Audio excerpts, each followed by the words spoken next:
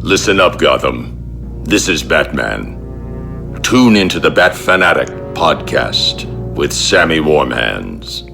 And if you don't, I'll be coming for you. Hey everybody, it's the Dark Knight of Rap, Sammy Warm Hands, and this is the Bat Fan Addict podcast.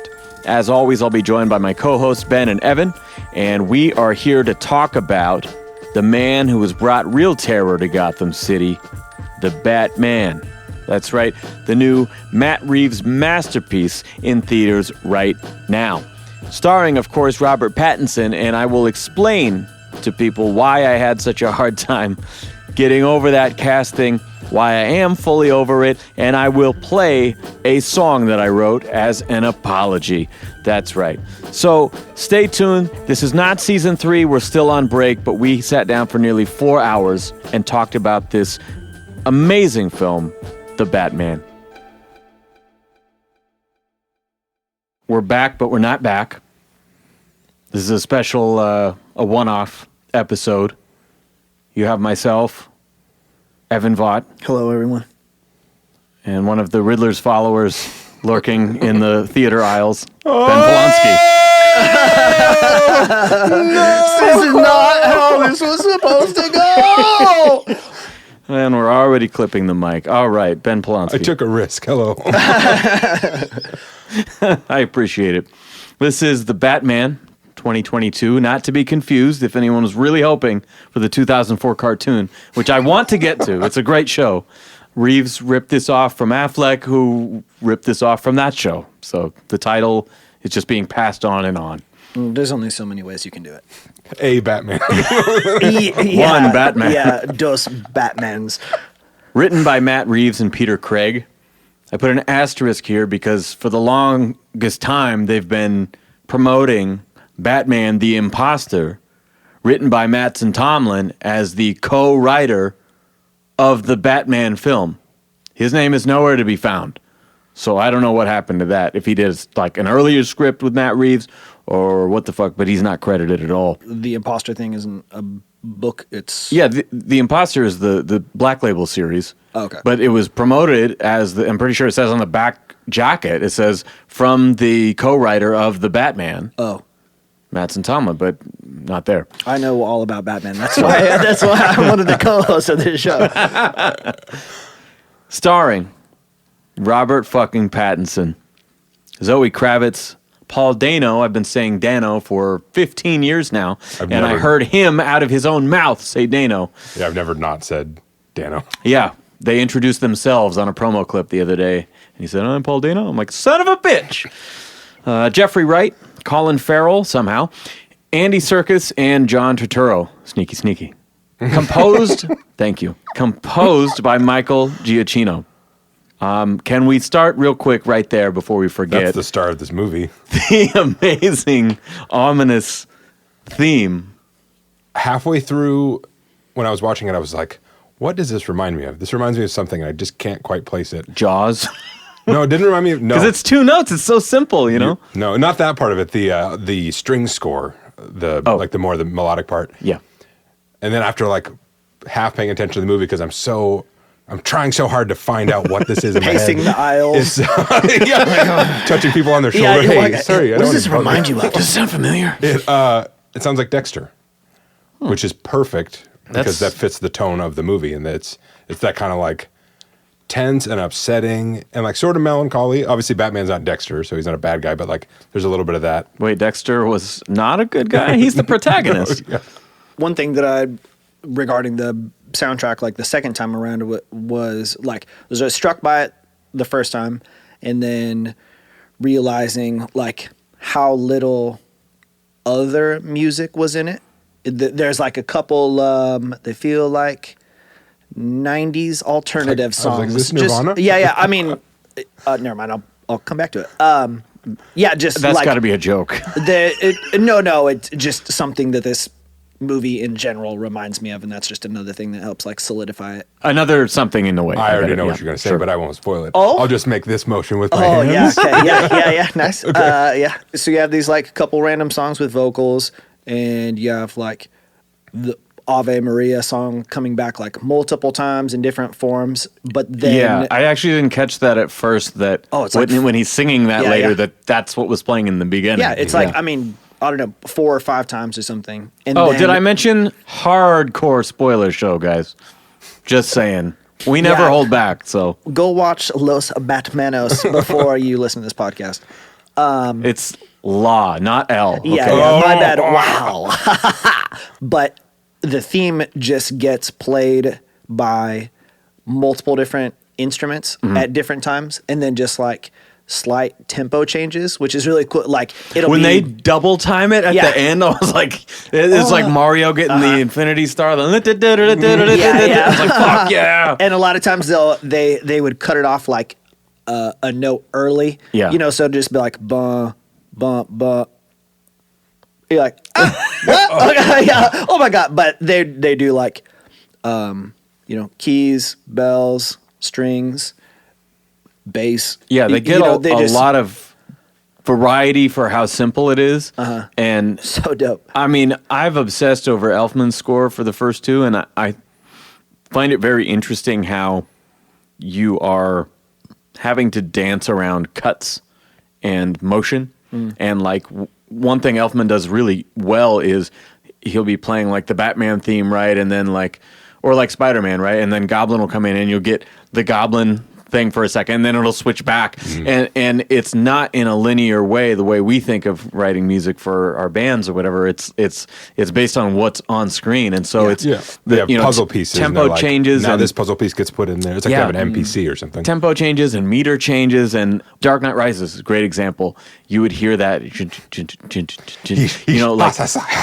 you would hear that pop up in all kinds of different ways, and it was kind of neat, because it keeps the theme, but it's not like we're gonna replay the same clip. Yeah. It's like the soundtrack has like 25 tracks on it or something. And I also like that it wasn't exclusively found in action scenes or something. No. Like you might just have I can't think of an example, but maybe it's just a shot inside. The Pillow Fort scene. Yeah, and then it's just it would be like super slow, Shadow just Puppets. like You remember? ba, ba, ba. Yeah. Just chilling in the background. It's like it's him and Alfred at the dining table, and Alfred's doing taxes or something, and it would like still find its Fresh way berries? in a bunch of random scenes. The end of the Mortal Kombat movie, every time they used that in dramatic scenes, particularly the Arkham scene at the end where they're having their dramatic dialogue. There's the end of Mortal Kombat, the movie. Liu Kang new is one or talking the old one? The very, very old one, talking to Shang Tsung, and he's like, Liu Kang, I've always been here waiting for you. And like he turns into his brother, and they cut to the floor, and like spikes come out of the floor. Every time he stops talking, it goes like, mum, mum, mum, mum. It's like exactly the same as this movie. This movie ripped off Mortal Kombat is what I'm saying. Oh, yeah. So many ways. Well, I did want to just mention at the top, I have so many Easter eggs that I want to go through. I almost wanted to lead with it this time, but just since we're talking about the music, I'll start there. When you were talking about what it reminded you of, I thought for sure you were going to say The Godfather, because in the other scenes, the more classical influenced stuff, like Falcone and Selena and stuff, that reminded me a bit of The Godfather. And you also get, with Selena's theme, a lot of these really high strings. That's the Dexter stuff. That's what is Dexter to me. But to me, that's Selena's theme from Returns. That's all very high, shrill scream, like brittle violins playing. And the first time I'm watching it and she comes on, I'm hearing that, I'm like, oh, cool. It's like that other movie. Well, I'll just say from the outset, the cool thing about this movie to me is that it knows how late to the party it is, right? It's like, okay, we're not the first ones to do this by a long shot. So what we're going to do is we're going to sort of embrace that. We'll take all the best little elements of all the comics, all the films, right? And how can we roll that all together into our own thing? And I was talking to somebody today who was bitching about it, like, well, fucking, where have we seen, like when Bane blew the bridges and quarantined the city, Yes. or when fucking in Joker, when Thomas Wayne ran for mayor, or when, and starts listing off all these things. I'm like, yo, every one of those things is actually from a comic, like this one, that one, this one, that one, this one, that one. I kind of named all the things he was saying, and that's more interesting to me. You can also see the film influences from outside the Batman movies, but I just find it really cool. It's not in a Tarantino showy referential way. It shows an understanding. Well, other than a few like things that reminded me of Earth One specifically. There's a lot of Earth One. Yeah, there's a lot of Earth One, and like I've obviously read all this other stuff too and seen it. I've been there, so I know all this stuff, but those are the only ones that really stood out to me as like, oh yeah, it's like from that, because like you're saying, all this other stuff is so subtly woven in there, not like in your face. It just, this felt like its own thing for pretty much the entirety. I didn't at any point feel like, oh, this chunk is just Cataclysm and this chunk is just that, even though there's a flood and all that stuff. Well, if you think about the scene in The Dark Knight where Harvey is questioning his witness and the guy reaches in his pocket and we know he's going to become Two-Face. You're like, oh shit, he's going to get the fucking acid, right? And then he pulls out the gun, right? That is a very blatant move because he knows there's a built-in audience that's going to expect this to happen, and we're going to use that scene, but differently.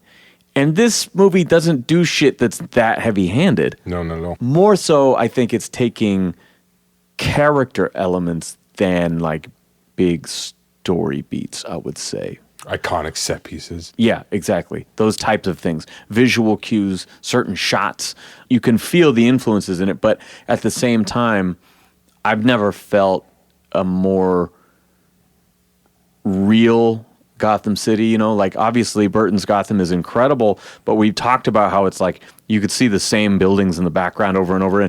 And this place, it does that to an extent because, well, and I don't want to get ahead of myself, but it does that for thematic reasons. Yeah. But it's got the sprawling sense of Nolan's universe. This feels much bigger than that Gotham. Except, every corner of it, every layer of it is so tied to the mythology. It's not like complexity for the sake of complexity, which some people have criticized BVS or Justice League for or something like that, which obviously Zack Snyder gets comics. There's a lot of comics in his movies. But this was just done in such a different way. It's like a distilled version of all these things. It's like running all of them down through the funnel. Well, much of it benefits from the choice to not do any origin story stuff. Yeah. Not really do much Bruce Wayne stuff at all. That's extremely minimal too. So it's just very much like Batman in the city at night. And there's not like, now we're at Gotham City Hall, and now we're at GCPD, and now we're here and there. It's just like, you're just in this shitty city. Well, and you're never quite sure where you are, but it just... Like Tarantino has said, the best way to deliver exposition is to do so in a way where the audience doesn't realize they're being fed exposition. They do that very well because it's a long movie with a big twisting, turning plot, and they weave it into conversation so well that it never feels like it's coming straight for the water tower. There's only one scene in the movie that felt like a little too much of that. And it only stood out because it's like you're saying, the rest of it everything else is so seamless. They really didn't waste time. It's a long movie, and they made good use of all the time they had. What is the scene you're thinking of? Oh, guess you'll have to guess. Okay. Let me just do this know. one hand motion, and then No one can see, but he's doing the Jim Carrey bat arms. What he's doing. I'm the Batman. We need to talk about the elephant in the room. your drinking has really got out of control. I'd like to welcome in the Vought family here. Yeah. I need to talk to you. Surprise. Pattinson's casting, it was tough for me to swallow. A lot of people. Some people still aren't For over me to it. swallow a lot of people. Yes, it was. Yes, I Yeah, swallow yeah. a lot of people I've been each time. Where have you been?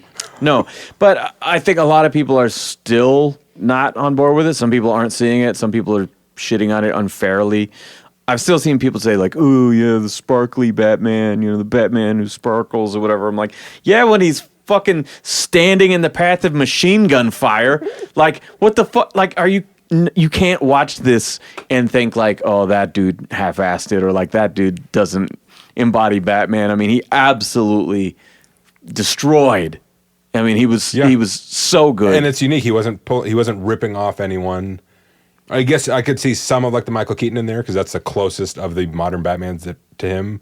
Well, let's talk about that because I'm going to pull up my Easter egg section for this because, like I said, he knows, like, okay, I'm standing on the shoulders of these great performances, right?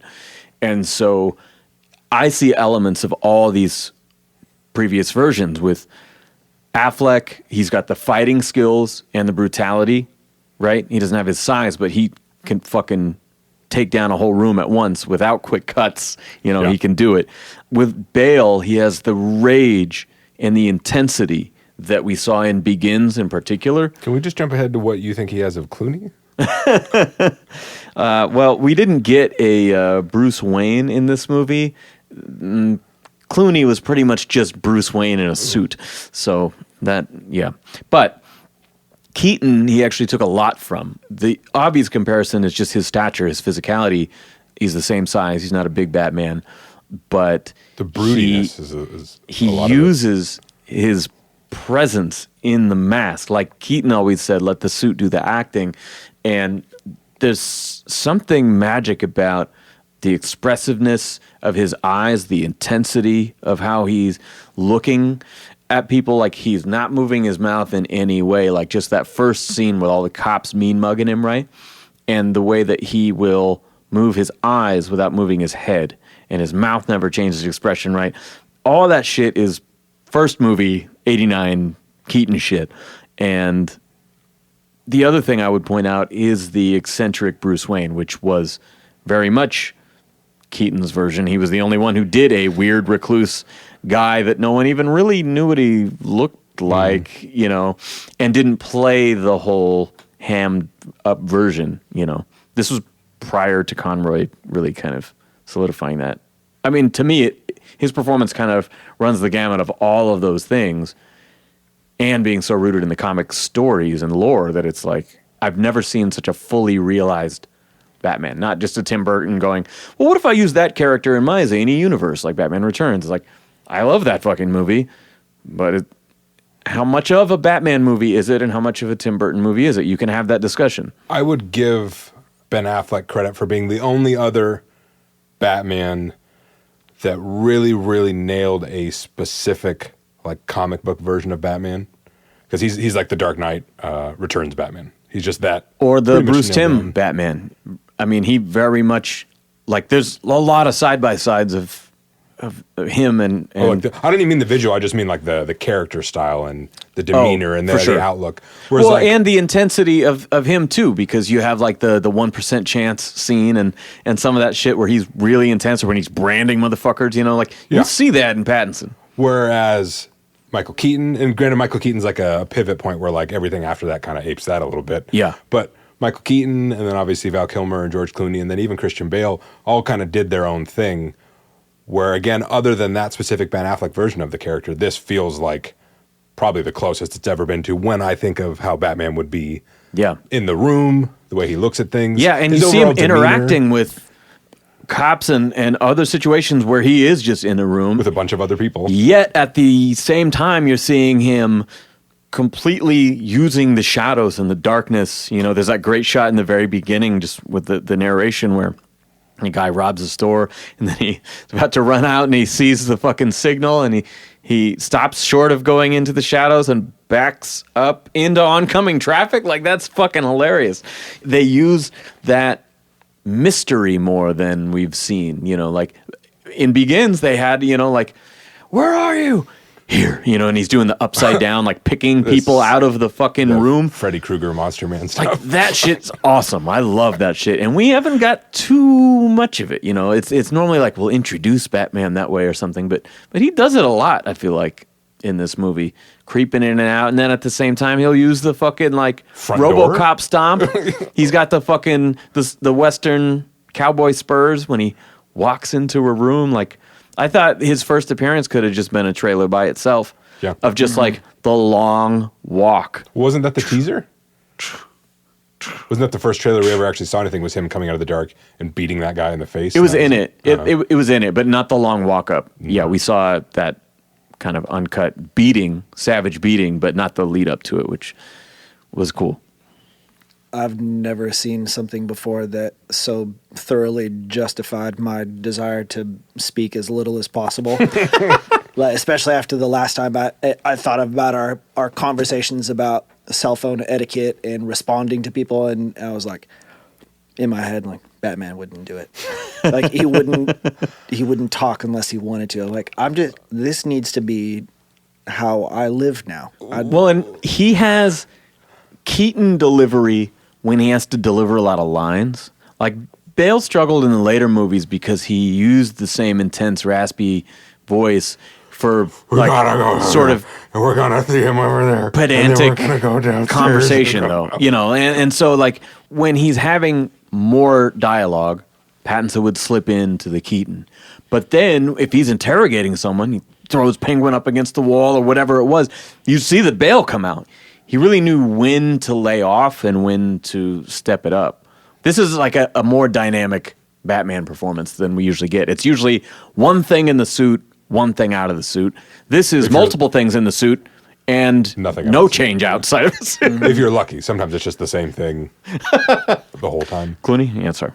I loved the rhythm of Batman's conversations with Catwoman, because usually every little chunk of their conversation would end with her, like, sort of baiting him and insulting him, and then him completely ignoring what she said to ask her another question. Yeah. And they did that multiple times, and I just like that because it shows the single-minded focus of, like, wow, you must have been rich because you don't know anything. Yeah. Why are you doing this? Why are you just Yeah. completely ignore what she said? Yeah. Totally. I will also lead into this by saying this is not an action-adventure movie, and it was not promoted as such. You know, the trailers are very clear as to what kind of movie this is. It's a crime thriller, and I think that it evokes a lot of the Batman classic movies, as well as some of my favorite current comics on the shelf, from The Imposter or James Tynion's The Joker or Criminal Sanity by Cami Garcia. It's not even the darkness, because, like, Batman versus Superman, Batman, even just that whole movie is dark. The first version of the Justice League, and maybe more so the second version, are dark. But this is the first one of these Batman movies that really felt, other than the beginning of Dark Knight, The Dark Knight. Your favorite part? With Not the, hey, boss, where you see the guy with the clown makeup. I know why they call him the Joker. You're about as good as they are there. No, but that first chunk really did feel like an homage to Heat, as we've talked about, a crime movie. But then the rest of that movie is a superhero movie. And all the other ones, even going back to the Tim Burton ones, feel like superhero movies, where this is the only one that actually feels like a genre movie. And on top of that, a genre that's appropriate for the character. Yeah, and I've seen so many people say, like, oh, yeah, it's a detective movie, you know, classic noir style or whatever, or like Seven, you know, but with Batman and things like that, which I totally get. But the other side of that is people going like, man, it just wasn't fun, you know, I just didn't walk out excited. I'm like, I fucking did. This delivered everything that a Batman fan would want. I don't know what... It's not a Captain America movie. I don't know.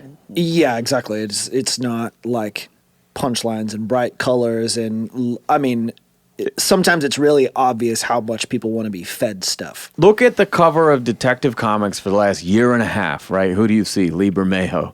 His nasty, gritty detective shots over and over and over again, and it's like that world come to life, you know?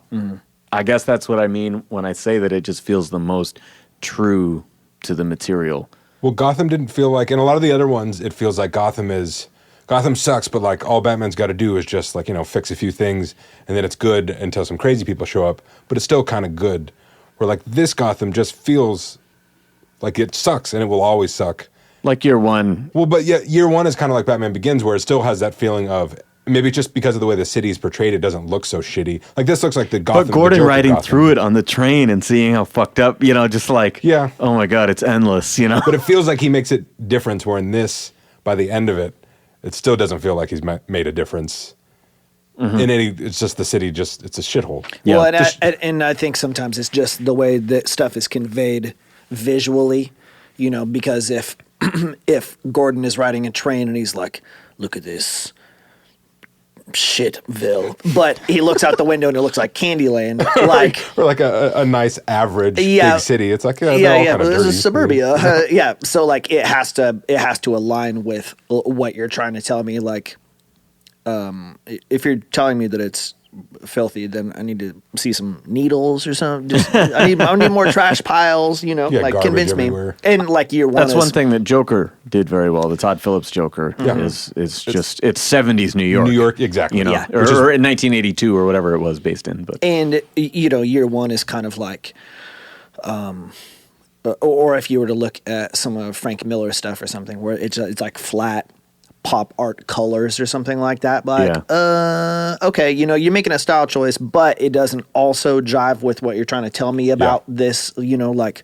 filthy crime-ridden city. Because I'm seeing a lot of like Primary sherbet colors. tones. Yeah. Well, the production design is amazing in this movie across Yeah. the board. It's Yeah. not just the city, but like the way Wayne Tower looks. Just every single location yeah. fits the overall theme of how this city is. And I think a lot of that too is shooting in Europe and in a lot of different cities out there that are very old. yeah, That makes it, because like you were saying when we watched the Nolan stuff, it's like, okay, the first one, and then it just becomes Chicago at a certain point, which is cool the way he used the city, but you're right, it was pretty clean to an extent, yeah, it changed the tone. Yeah, it doesn't feel like it's imposing in it itself.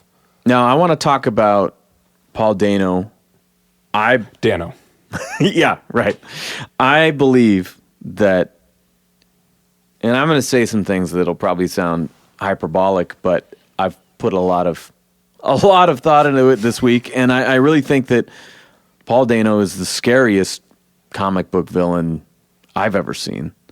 First of all, I loved him since There Would Be Blood, 2007, and strangely enough, I went and bought the soundtrack the next day, and I listened to it all these years while I read Batman comics. I didn't ever expect that the fucking preacher would be the Riddler, but he channeled everyone from John Carroll Lynch in Zodiac with the creepy, low, soft-spoken voice to big moments like Andy Robinson in Dirty Harry, who played Scorpio, that was based on Zodiac as well. Like that famous helicopter shot where Dirty Harry shoots him, but they still haven't found the girl that he's got, right? And so he's stepping on the bullet wound on the guy, and it was this whole question of like excessive force or whatever. But he is going off in his performance. He's just screaming and freaking out. And so like later when we see the interrogation scene and the bit that you did earlier, they're like, this is not how it's, and he's wigging out. I'm like, that kind of reminds me of that fucking guy. Yeah, they watched Manhunter and Zodiac, like you said, and all these other. Well, yeah. I mean, what's cool to me though is that it's like, all right, so we're gonna make him a real life serial killer. So he's like the fucking, what was his name, BTK or whatever, in California, or Zodiac, or Mindhunter, that's what I meant elements of these other guys, right?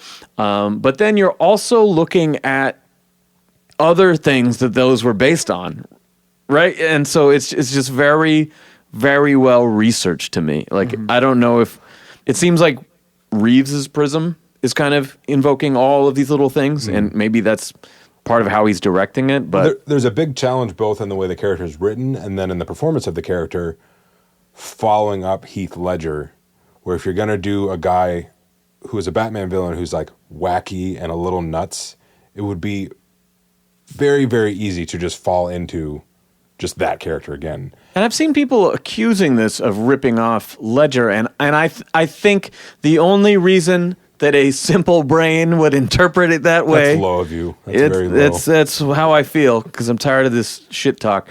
Leave Paul Dano alone. Dano, because it was a revolutionary moment in the way that Keaton did to Adam West's stuff. It's like a huge pinpoint that is not a gradual evolution like this movie kind of is from Nolan and Burton, and it has lineage in those.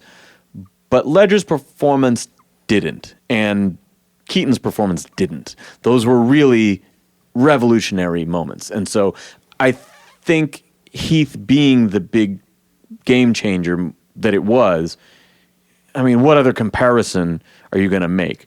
But to say that he is, like, in some way copying that is just insane. You can't be like, oh, man, he yelled. And somebody else yelled before him, like so many people have yelled. I know that it's Batman, the other thing is Batman or something, but, you try to convey that a person is kind of unhinged. That's a pretty good way to do it. Yeah.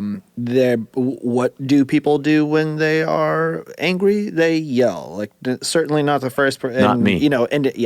And so you can't, like, Well, and it's not off limits because, like, well, so one person did this before and now you just can't touch it. Oh man, that other guitarist used this scale, so I can't use this Yeah, scale. yeah. musicians never ripping each other off. Yeah, Yeah. no. That he managed to do it in a way where, because I did have that thought a little bit where he screamed. I was like, especially when he's screaming in his little videos wearing the hat. I'm like, Well, oh, yeah, this is- and the self shot stuff, Sure. the cell phone stuff, is at once probably a nod to that, which Joaquin did in the second to last scene of Joker, and everyone thought that was great when he runs up to the camera and holds it in the television studio.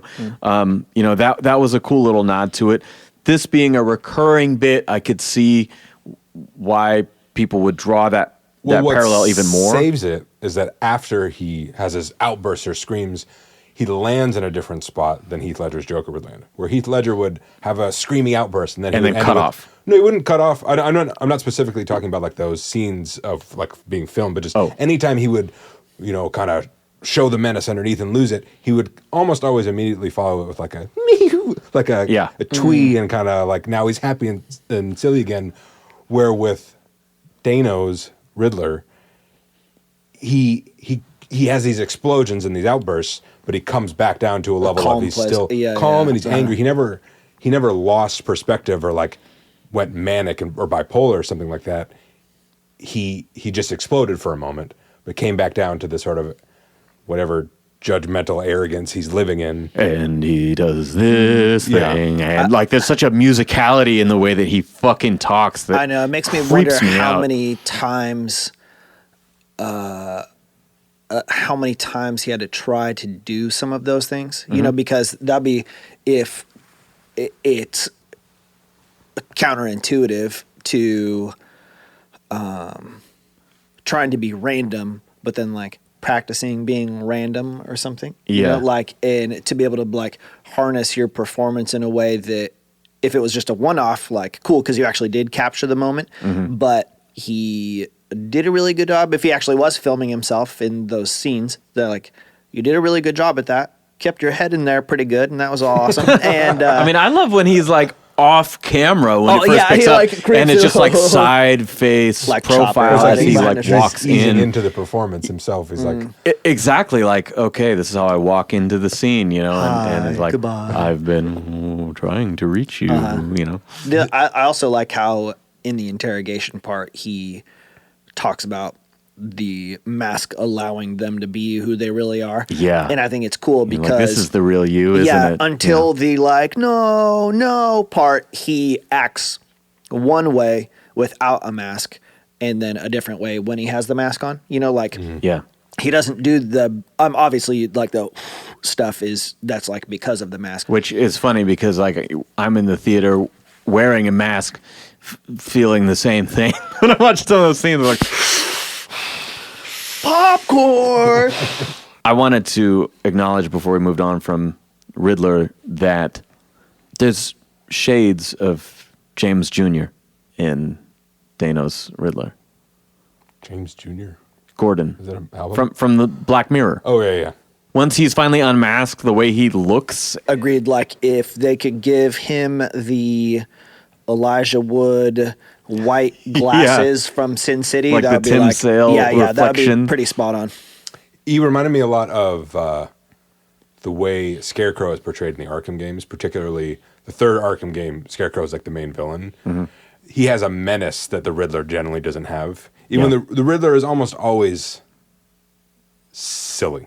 Well, it's like that Dangerous, line but in silly. the HBO show, the Harley Quinn show, is like, the Riddler, his whole thing is being the world's most indirect asshole. I'm like, you kind of got his number on that, because honestly, 9 times out of 10, if Riddler shows up in a story, he's going to be pretty one note.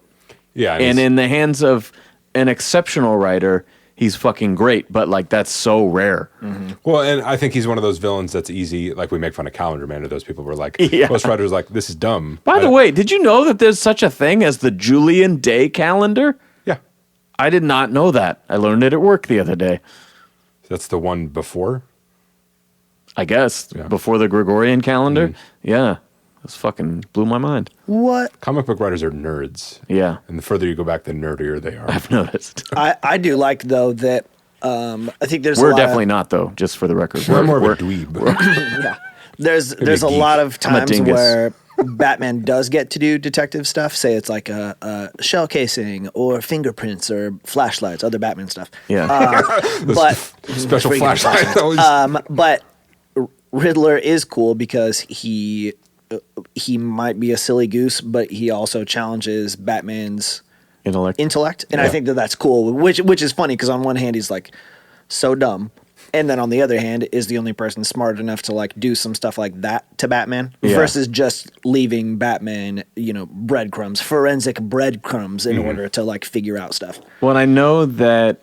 I mean, there's been a lot of influences from Darwin Cook to Scott Snyder, and in Scott Snyder, I'm really glad that while they did take some things from Zero Year, which we really need to get to on season 3, they did not give him the ridiculous sideburns, because I've hated bald Riddler, I've hated sideburns Riddler, I've hated most a chin strap Riddler, I would think. I've hated the one with the fucking question mark on his forehead.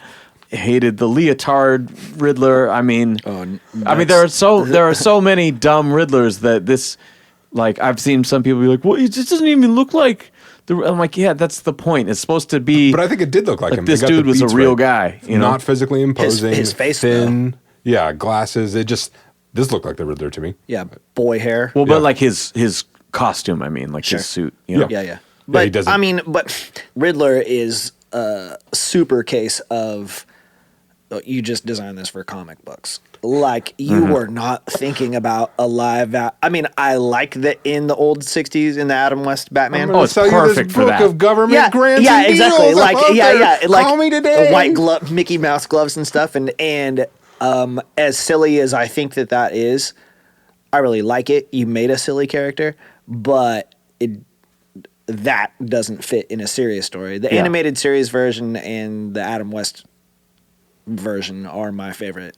Those are Riddler good, and looks. also Gotham has a very good version with Corey Michael Smith. Yeah. I mean, and it goes in and out of camp while the show does, but he has some excellent episodes where it's sort of a split personality kind of thing that's a little bit weird, but he plays it great. I don't like Gotham, but I like his performance in it. I like. Well, yeah, his version of that and what character. excites me about the end of this movie is that the first 2 seasons of Gotham, we watch the rise of Fish Mooney. Oswald. Shut up! Don't ever say that name on my show. We watch the rise of Oswald from being a henchman to running Gotham. And so we get a little hint of that at the end, and I'm like, ooh, I would love because they're taken from everything, so I'm like, ooh, if we get some of Fish that Mooney. shit, like, no. Now, we're pretty deep into the episode. I want to talk about the first scene in the movie. Carrying on from Dano here. When he first appears, it's just from the mayor stepping to the side. The camera does not move, and we see him in the shadows. We barely see him, just the reflection on his glasses. It's the creepiest fucking thing. And again, these establishing shots are just letting everyone know, like, leave the kids at home, But his eyes, like I was saying about Pattinson and the cowl, when he turns his head to follow the mayor's pace, and then his eyes follow him with like a seething hatred. Again, his full mask, you can't see anything, and glasses, and yet his eyes are doing so much acting right there that I feel it every time. Right after this, we see Batman walk in, and the looks on all the cops' faces. You know, it's the point of view shot from Batman following Gordon. And I love the way that, like, each clue just propels you into the next scene. Like, there's no, oh, now let's check and see what fucking Rachel's doing. You know, it's just like one thing after another. It's focused. It's extremely focused. He solves the riddle, right? He lies still. Alfred solves the cipher. You know, oh, well, what if we remove all these fucking, okay, drive. Well, let's look at the cars. You know, thumb get drive, the fucking pictures on weapon. the thumb drive, pictures lead to the woman. Yeah, the woman bloody leads to- shears in the tire. Yeah. You know, like, so there's no murder weapon at the scene. But okay, now here's bloody shears in the tire. Okay, it's got to be this car. Finds a drive, the thumb drive gag, which is great. Audience always laughs. The pictures automatically send to the media. Batman goes to squeeze the Penguin after they see the pictures, because Penguin's in the fucking shots and it's at the Iceberg Lounge. Can we acknowledge we're getting a fucking Hollywood movie with the Iceberg fucking Lounge? Yeah. And it's not camp or stupid or... No. It's the tone is perfect for what it is. And the way they set it, too, is like a front club that's a big-ass club with a lot of action, right?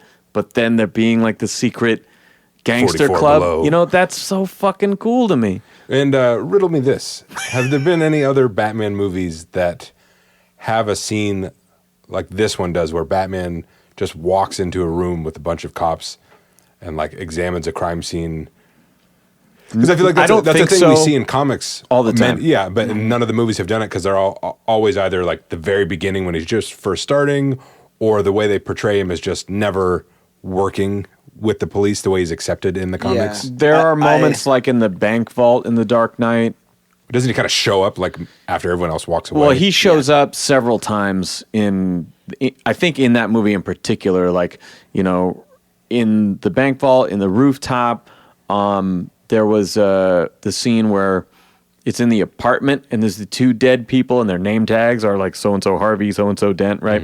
It's like, I need a few minutes with the scene before your men contaminate it, you know? So, yeah, I mean, there are little moments, but we never see him just standing with everyone like you would in, like, the beginning of Three Jokers or something, you know? Yeah, I think that this feels a lot more like real life than any of the stuff prior to it, to me. And that's one of those things that really made stuff sink in, like walking through the hallway full of police officers and then like standing in the room amongst people. Like in your bat costume. Yeah, for the first time I was like, that is pretty weird. That's really fucking Well, in the weird. trailer, I remember like, whoa, that's an interesting choice. Huh. When you're hanging out with the Justice League and everybody wears weird clothes, like it doesn't seem like a thing. But then if you saw him like have Batman go get groceries in his Batman costume, you'd be like, that is a weird move. It's like that guy's probably a killer. in or Returns. a Yeah, serial murderer. strange. In Returns, he does talk to Gordon and the mayor after the crime scene in the very beginning at the Christmas tree lighting. But they're trying to have a conversation with him, and he never stops walking, and eventually just walks out of the frame, and like trying to have this whatever. And he doesn't vanish or anything; he just fucking leaves. Leaves the room. He does that like stairs escalator move Austin behind Powers. the couch. Yeah. I want to talk about Colin Farrell at the club here, channeling vintage De Niro and a little bit of Pesci with the grin and the gold tooth and all that. Like, It's for sure Home Alone vibes. to me, well, no, I really thought that when he does that fucking grin, like that's Pesci. But when I'm first, Chesky. Chesky Ramos. Pesky. But when I was first watching that, it was interesting because obviously on some level you're like, okay, he's doing like a De Niro impression. Like, this is a choice. An actor of his stature to do that is very weird. And then as I'm watching it more, and it's a great performance. I mean, he's electric on screen. He's funny, and he's a perfect characterization. But the more I'm watching it, the more I'm going, oh my God.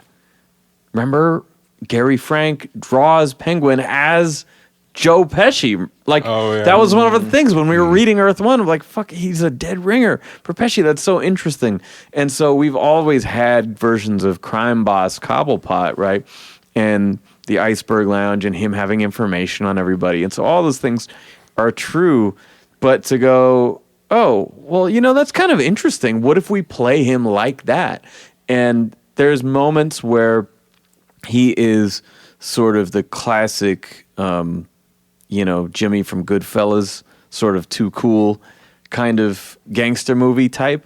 But then there's moments where he's doing big Max Cady, Cape Fear De Niro, and it all works. Like when they've got him tied up outside of that building later on, and you know, and I mean, the audience is busting up laughing. Like, oh, in that why would you whole show scene. me that? Well, when you said, you know, like it's just when you said that he's electric, that's the scene that popped into my head, because in that scene, he's doing such a good job that it felt like Pattinson and Jeffrey Wright, who are both very, very good actors, excellent actors, were almost having to like catch up a little bit, and, like, just because the way he's so effortlessly energetic, just with like his, oh my God, like what you're saying, oh, why would you show me that? Oh my God, shouting, like they're trying to not. Pattinson has the advantage of not having to shout at all, because that's not what his character would do. Yeah. But Jeffrey Wright is having to be angry and shout at that same level too. And he's just Jeffrey Wright has a good Batman voice in this whole movie, by the way. Yeah, he does. He has a great Batman The second time I watched it, I'm like, wait, why is he doing the voice the whole time?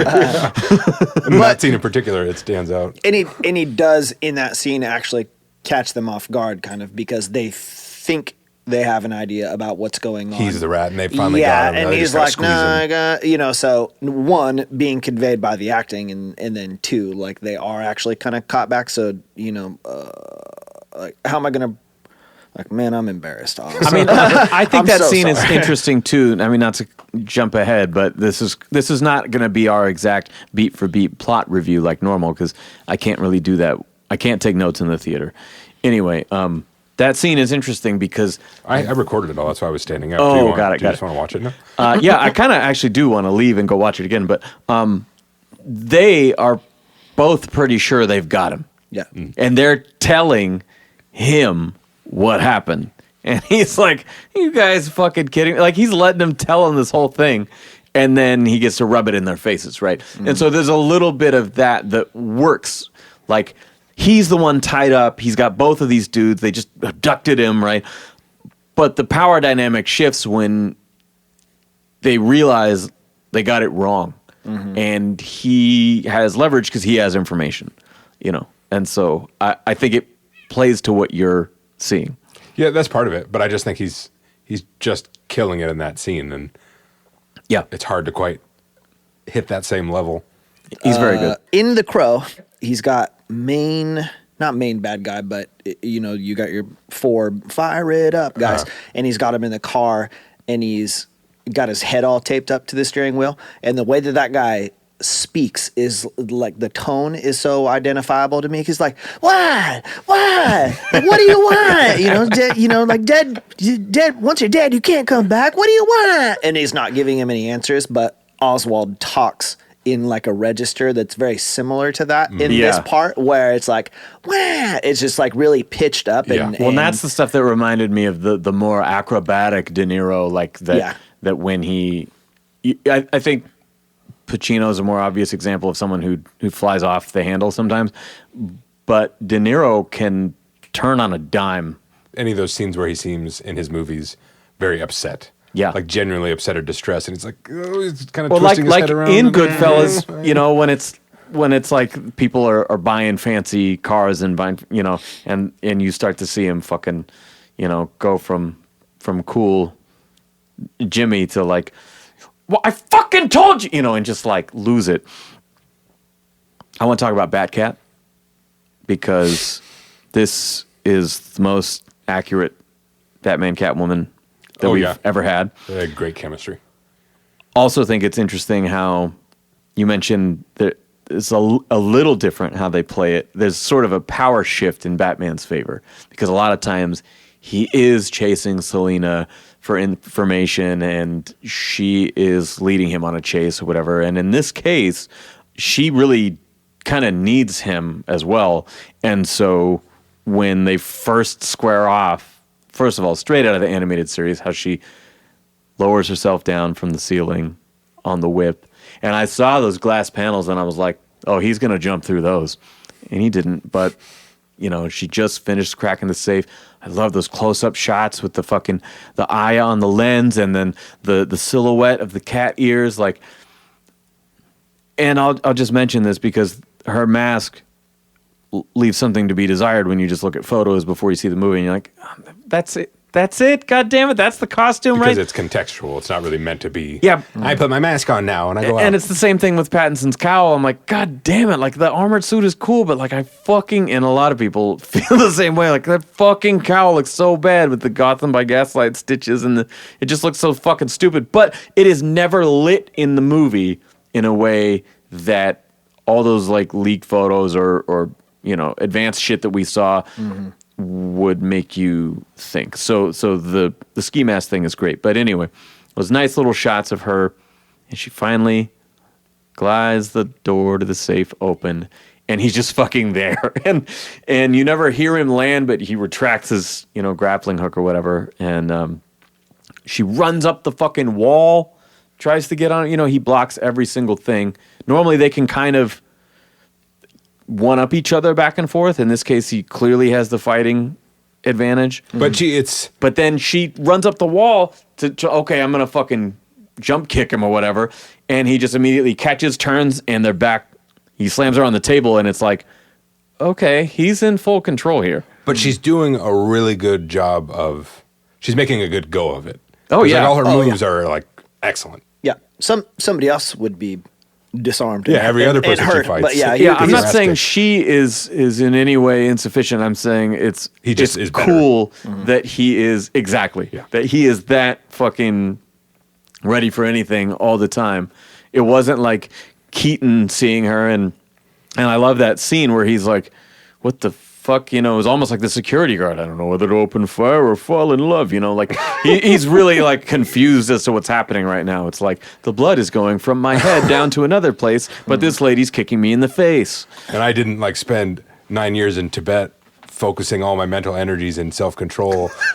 But it doesn't matter. I see a pretty lady. I don't know what I'm doing anymore. I mean, we know that's Batman's kryptonite, but in this case, it was played very well. The way they do the seduction and just the relationship between the two of them is perfect because there's many moments where one of them does something that gets obviously a moment of interest or excitement out of the other one, and it's never something intentionally done by the other one. Yeah, it's just something fundamental about them. Like Batman's leaning in to check her contacts to see if they work, but she's kind of just in the moment. Yeah, she's like, wow, this is pretty cool. And I like that. I wouldn't even, to me, didn't build tension or something. It just didn't go the way that I thought that it might go multiple times. But even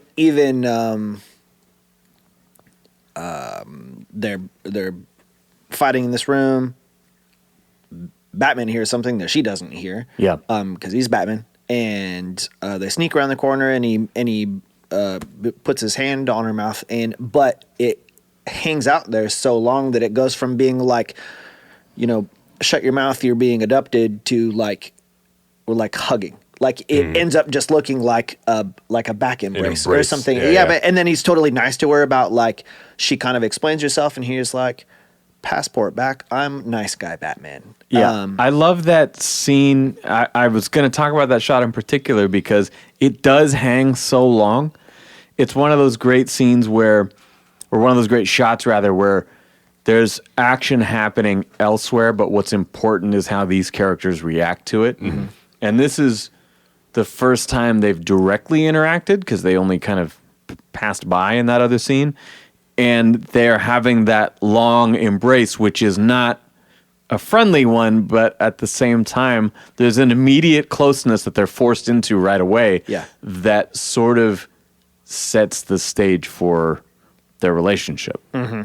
Well, I also want to give credit to when he's spying on their apartment and he's following her into the bedroom and he watches her change. And I just thought it's not ballsy because, I mean, we've seen crazy shit in movies. Every Tarantino movie has people getting murdered in crazy ways, but just that you had a superhero watch a woman through binoculars and like the easy and more common thing would have been as soon as like she pulled her pants down, he'd go like, oh, and put the binoculars away and kind of turn away because he's like chivalrous. It's like, no, this is a fucking like, it's a weirdo. Creepy weirdo, yeah. And he's not doing it to spine her, but he's just like, well, no, I'm staking her out. That's what I'm doing. Yeah, this just happens to be what she's doing, Yeah. and I'm doing this. Two things on that. One, this movie does with Riddler what most stories do with Joker in making him an opposite reaction to Batman in every way. And so for the movie to open with the creepy binoculars and the deep breathing and all this shit right before a murder, and then to have that perspective shot just a few minutes later from our hero just goes another level to drive that home that, you know, on some level they're a similar kind of broken. Yeah. Or obsessed. One of them similar kind kills of people, obsessed. the other one doesn't. Totally. But it's still invasive. Like, it's still not something that you would do if you were concerned at all about other people's privacy. Yeah.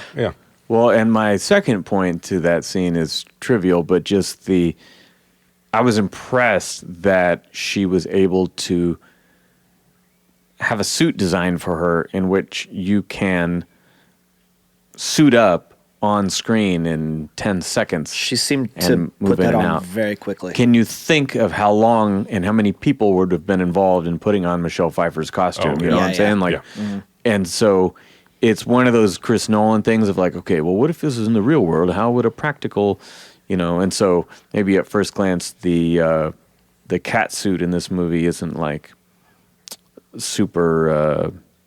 It's not overly designed, I'll say, but to get to use it in a scene like that makes a lot of sense. Like, okay, yeah, this is just her after hours thing. This is not like I'm a fucking supervillain. She doesn't get in the big machine that like she's Iron Man and she puts her arms up and then it puts the cat suit on. It just does the airlock, sucks everything out of there and tightens it up. How you were saying this is like the most real feeling of any of them. I completely agree with that. But at the same time, it's also one of the most stylized versions of this universe too. Even compared to like the camp of Batman and Robin and Batman Forever, it's obviously not campy, but it's just, they really do not shy away from what would be a more like silly kind of comic booky thing. And it reminded me of watching either the movie or the Watchmen show, or like even The Boys or something like that, where it's comic book outfits and like kind of comic book looking places. Or I think a better example is talking about Alex Ross's Batman. Like seeing that guy in the convenience store, like down the end of the aisle, like that's ridiculous. But it's played completely straight. It's not morphed into something where like, but what would not look dumb? It's just, no, it looks dumb, but this is it. And because everyone is playing it straight, it's not dumb. I think what's interesting here, especially in calling back to like the binoculars and stuff like that, is that this is probably the first Batman movie that's entirely, save for maybe a couple of shots, his point of view. Entirely his perspective. Unlike Nicholson, Ledger, Hardy, Leto, all of these dudes, we do not see Riddler ever until the end, unless Batman is seeing Riddler. Reeves even goes as far as using at least one point of view shot, like a GoPro style shot. At first, I thought it was just when he was moving through the city, which is very interesting. You kind of get the Spider-Man thing, you know, at a certain point when you're swooping through, but like you see it in the car chase, you see it in the motorcycle. But I started to notice more and more, like even that establishing shot of walking into the first crime scene and the cops looking at him with those glares. Every scene he's in has those point of view shots, which is just it's like another Hitchcock layer that they're using to drive home of like, we are in this dude's psyche, you know, for this whole story. It makes the challenge much greater and the mystery and the menace much greater because you're not getting scenes of Paul Dano like building things with a screwdriver, and I'm like, yes, I'm gonna show everyone that I'm the savior of. Well, and even seeing Falcone for the first time is from Batman's point of view. He's not even fucking there, but what are we seeing? We never see John Turturro's face in that first scene.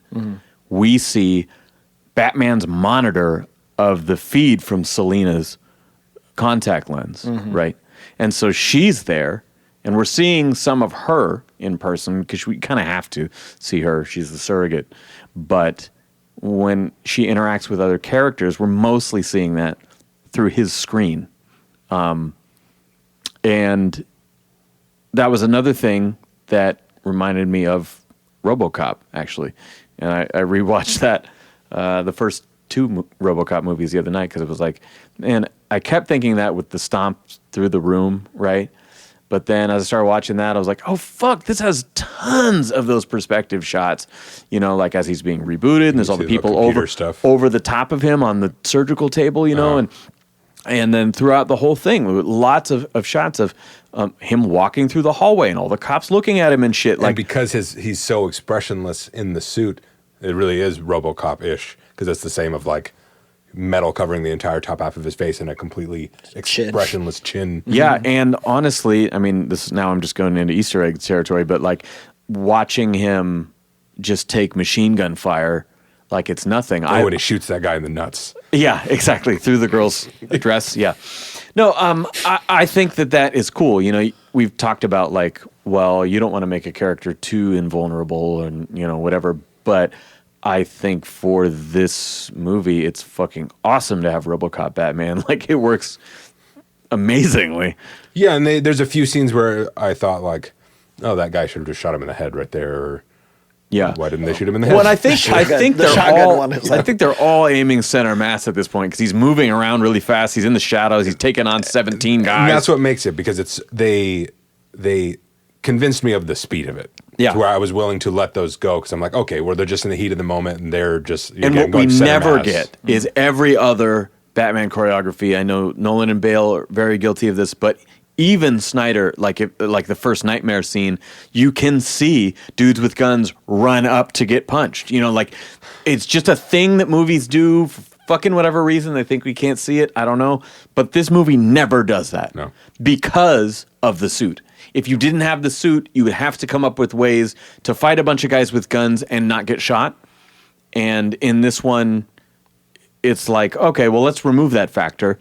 And then we just get to see him fucking run into gunfire and take him down. Yeah, you wouldn't... That's way cooler. You wouldn't fight anybody in a hallway if those people had guns and you had nothing to protect yourself. Yeah. That would be a bad call. And also, Easter egg on top of Easter egg, RoboCop bends the barrel of a fucking guy's gun. I was like, Dark Knight, that's where they got that. I had no idea. Blew my fucking mind. I think Superman did that before RoboCop did, but maybe that's just me. Oh, did Chris Reeve do that? I feel like he did. That seems like a Superman thing to do. Good one. Bent it like a piece of hot black licorice. I want to talk about the funeral scene. This is one of the most crucial scenes in the movie. All you care about is death. He confronts Falcone outside. A lot of things happen in this scene, so I'm going to rattle some of them off. You can interrupt as you see fit. He confronts Falcone outside. We foreshadow one of Bane's ordinary citizens. Riddler's ordinary citizens from the climax. He's the guy who stands next to Bruce. Well, even before that, and I didn't really notice it much or think of it. The crowd outside. Yeah, that they have, they have the signs, they have his symbols on the signs, they have like the no more lies. Like, you're already seeing common people getting on board with Riddler's whatever. Honestly, wish they paid a little more attention to that, because that's fucked up. And I guess maybe they don't, because they don't want to telegraph the ending. Sure. Yeah. But at the same time, like, it would go a layer deeper to show sort of the corruption of Gotham and how just warped everyone's perspective is, I liked that Bruce drives himself to the funeral. He's driving like an old Stingray, which is cool and luxurious in a way, but it's also not like a Bentley or a Rolls Royce or something like that. Yeah, that somebody else is driving him in. I like that he is Bruce Wayne of very few amount of times, and he's never like celebrity. Yeah, he's never like super rich celebrity Bruce Wayne. He's just wearing like a drab tweed jacket. He's like one of the people on Succession, just like very rich. So I don't really need to try at putting any kind of airs on or any kind of. And I do like that, like one of the first scenes in the cave or something with Alfred, and he's just like, I just appreciate the simplicity. He's like, I don't care about any of that stuff. Yeah. Like, it's cool because you never see like inside the Wayne Tower. There's no board meetings. There's no any. Well, yeah, they set up the accountant's visit, and they arrive, and then they just cut to the next part where they're doing the cipher. There's no Lucius. There's no any of that stuff. Yeah.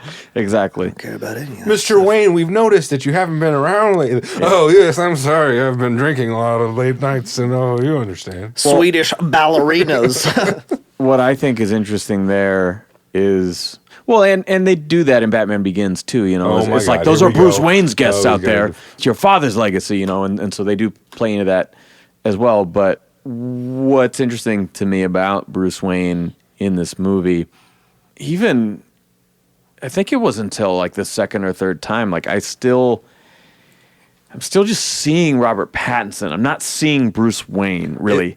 It felt a little cosplay to me sometimes. I would have those moments. But I have an appreciation for that I didn't quite have just from seeing like the teasers and stuff like that leading into it, because I'm like, I just don't see it. It was like, okay, it comes out tonight. I can't fucking wait.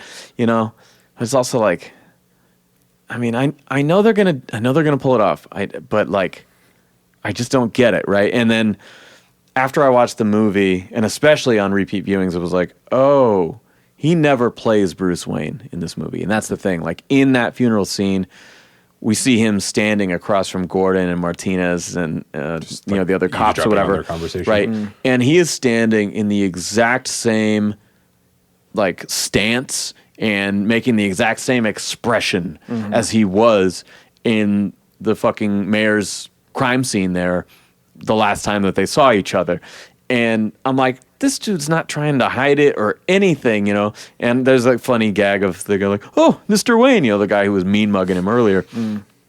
But I sort of came to appreciate, like, it's not until the end of the movie that, and not unlike BVS, where it's like, oh, okay, you know what, maybe I gotta be a little more vulnerable. Maybe I got to open up a little bit, and it's not all about the fucking rage and the punishment, you know? And so I think in the second movie, we're going to see a Bruce Wayne that's familiar to us. But this guy who has nothing but his mission, he's not going to cut his hair. He's not going to fucking dress up. He's not going to do all this shit and put on airs, because who's he faking it for? As you were saying all that, it reminded me of American Psycho. Because American Psycho, like, one of the running gags, I haven't read the book, but in the movie, one of the running gags is that, like, all these yuppie assholes are indistinguishable from one another. Yeah. To the point where, at the conclusion, you don't know, like, was this whole thing in his head? Yeah. Or was it real, but these guys just can't tell one from another? So, no, that could have been him. Yeah, because they're mistaking him for the other guy the whole time. And so it's like that, even though he's not doing any effort to be any different as Bruce Wayne than he is as Batman, no one would ever even think, well, this guy's not wearing a big bat suit, and that's Bruce Wayne. They're two different people. Yeah. It's like, they're just so, like, tunnel vision about it. Like, here's Batman, here's this guy. They're just different people. It's a different thing. And I like, because of that too, that, like, he cares so little and he's so confident. I just like that there is no difference between the character, because I know why he might do that, but I don't really like it. I don't like salesman, businessman Bruce Wayne. Like, I definitely do. I like him being the same dude all the time, and I like that he just walks right up to Falcone and, like, the nuts on that dude to approach him, like, fully knowing who he is and just to say whatever he wants to say to him and stuff. And that's Bruce Wayne from '89, because, like, when Mime Joker shows up and machine guns everybody at that press conference, and Bruce just fucking, like, stares at him like, where the fuck do you get off? You know, is walking up towards him, gets shot, doesn't even move because it just grazed his fucking 80s shoulder pad, you know? But I like that stuff a lot. Or Affleck in BVS when they meet Clark Kent for the first time, And, you know, he's putting on the show and whatever, but he's also kind of pressing him, and he's not taking any shit, you know. It's like, because he's the vigilante bat, you know, don't you think, blah, blah, blah. And he's just like, fuck out of here, dude. Like, I don't have time for this shit, you know? I like that stuff, too. I like salesman Bruce Wayne and all that, but I just really appreciate that this movie, among all the other things that they felt the need not to have to also do, they did the same thing. They were like, we don't have to make a story where the whole crux of it is, can I be Batman and Bruce Wayne? Mm-hmm. Which one is the real me? Oh, how do I have to sacrifice? It's like, there is no sacrifice. I'm in my apartment during the day, and then I go out at night. And that's all. And this Batman just goes out during the day. Yeah. He puts his hoodie on and his backpack. And his we got all these nice like sunrise shots and everything. Like, he just does his thing. But other than the one monologue with Batman and Riddler at the end, that's about the only time where they have any kind of conversation of like the real you and what it is to be this kind of person. And it's just not the focus of the movie, which in the same way refreshing. Because I don't need to see another origin story. Yeah. I don't need to, we don't need to do that stuff. There's other stories you can tell. Well, and it's cool because the whole premise of this character is the duality of him.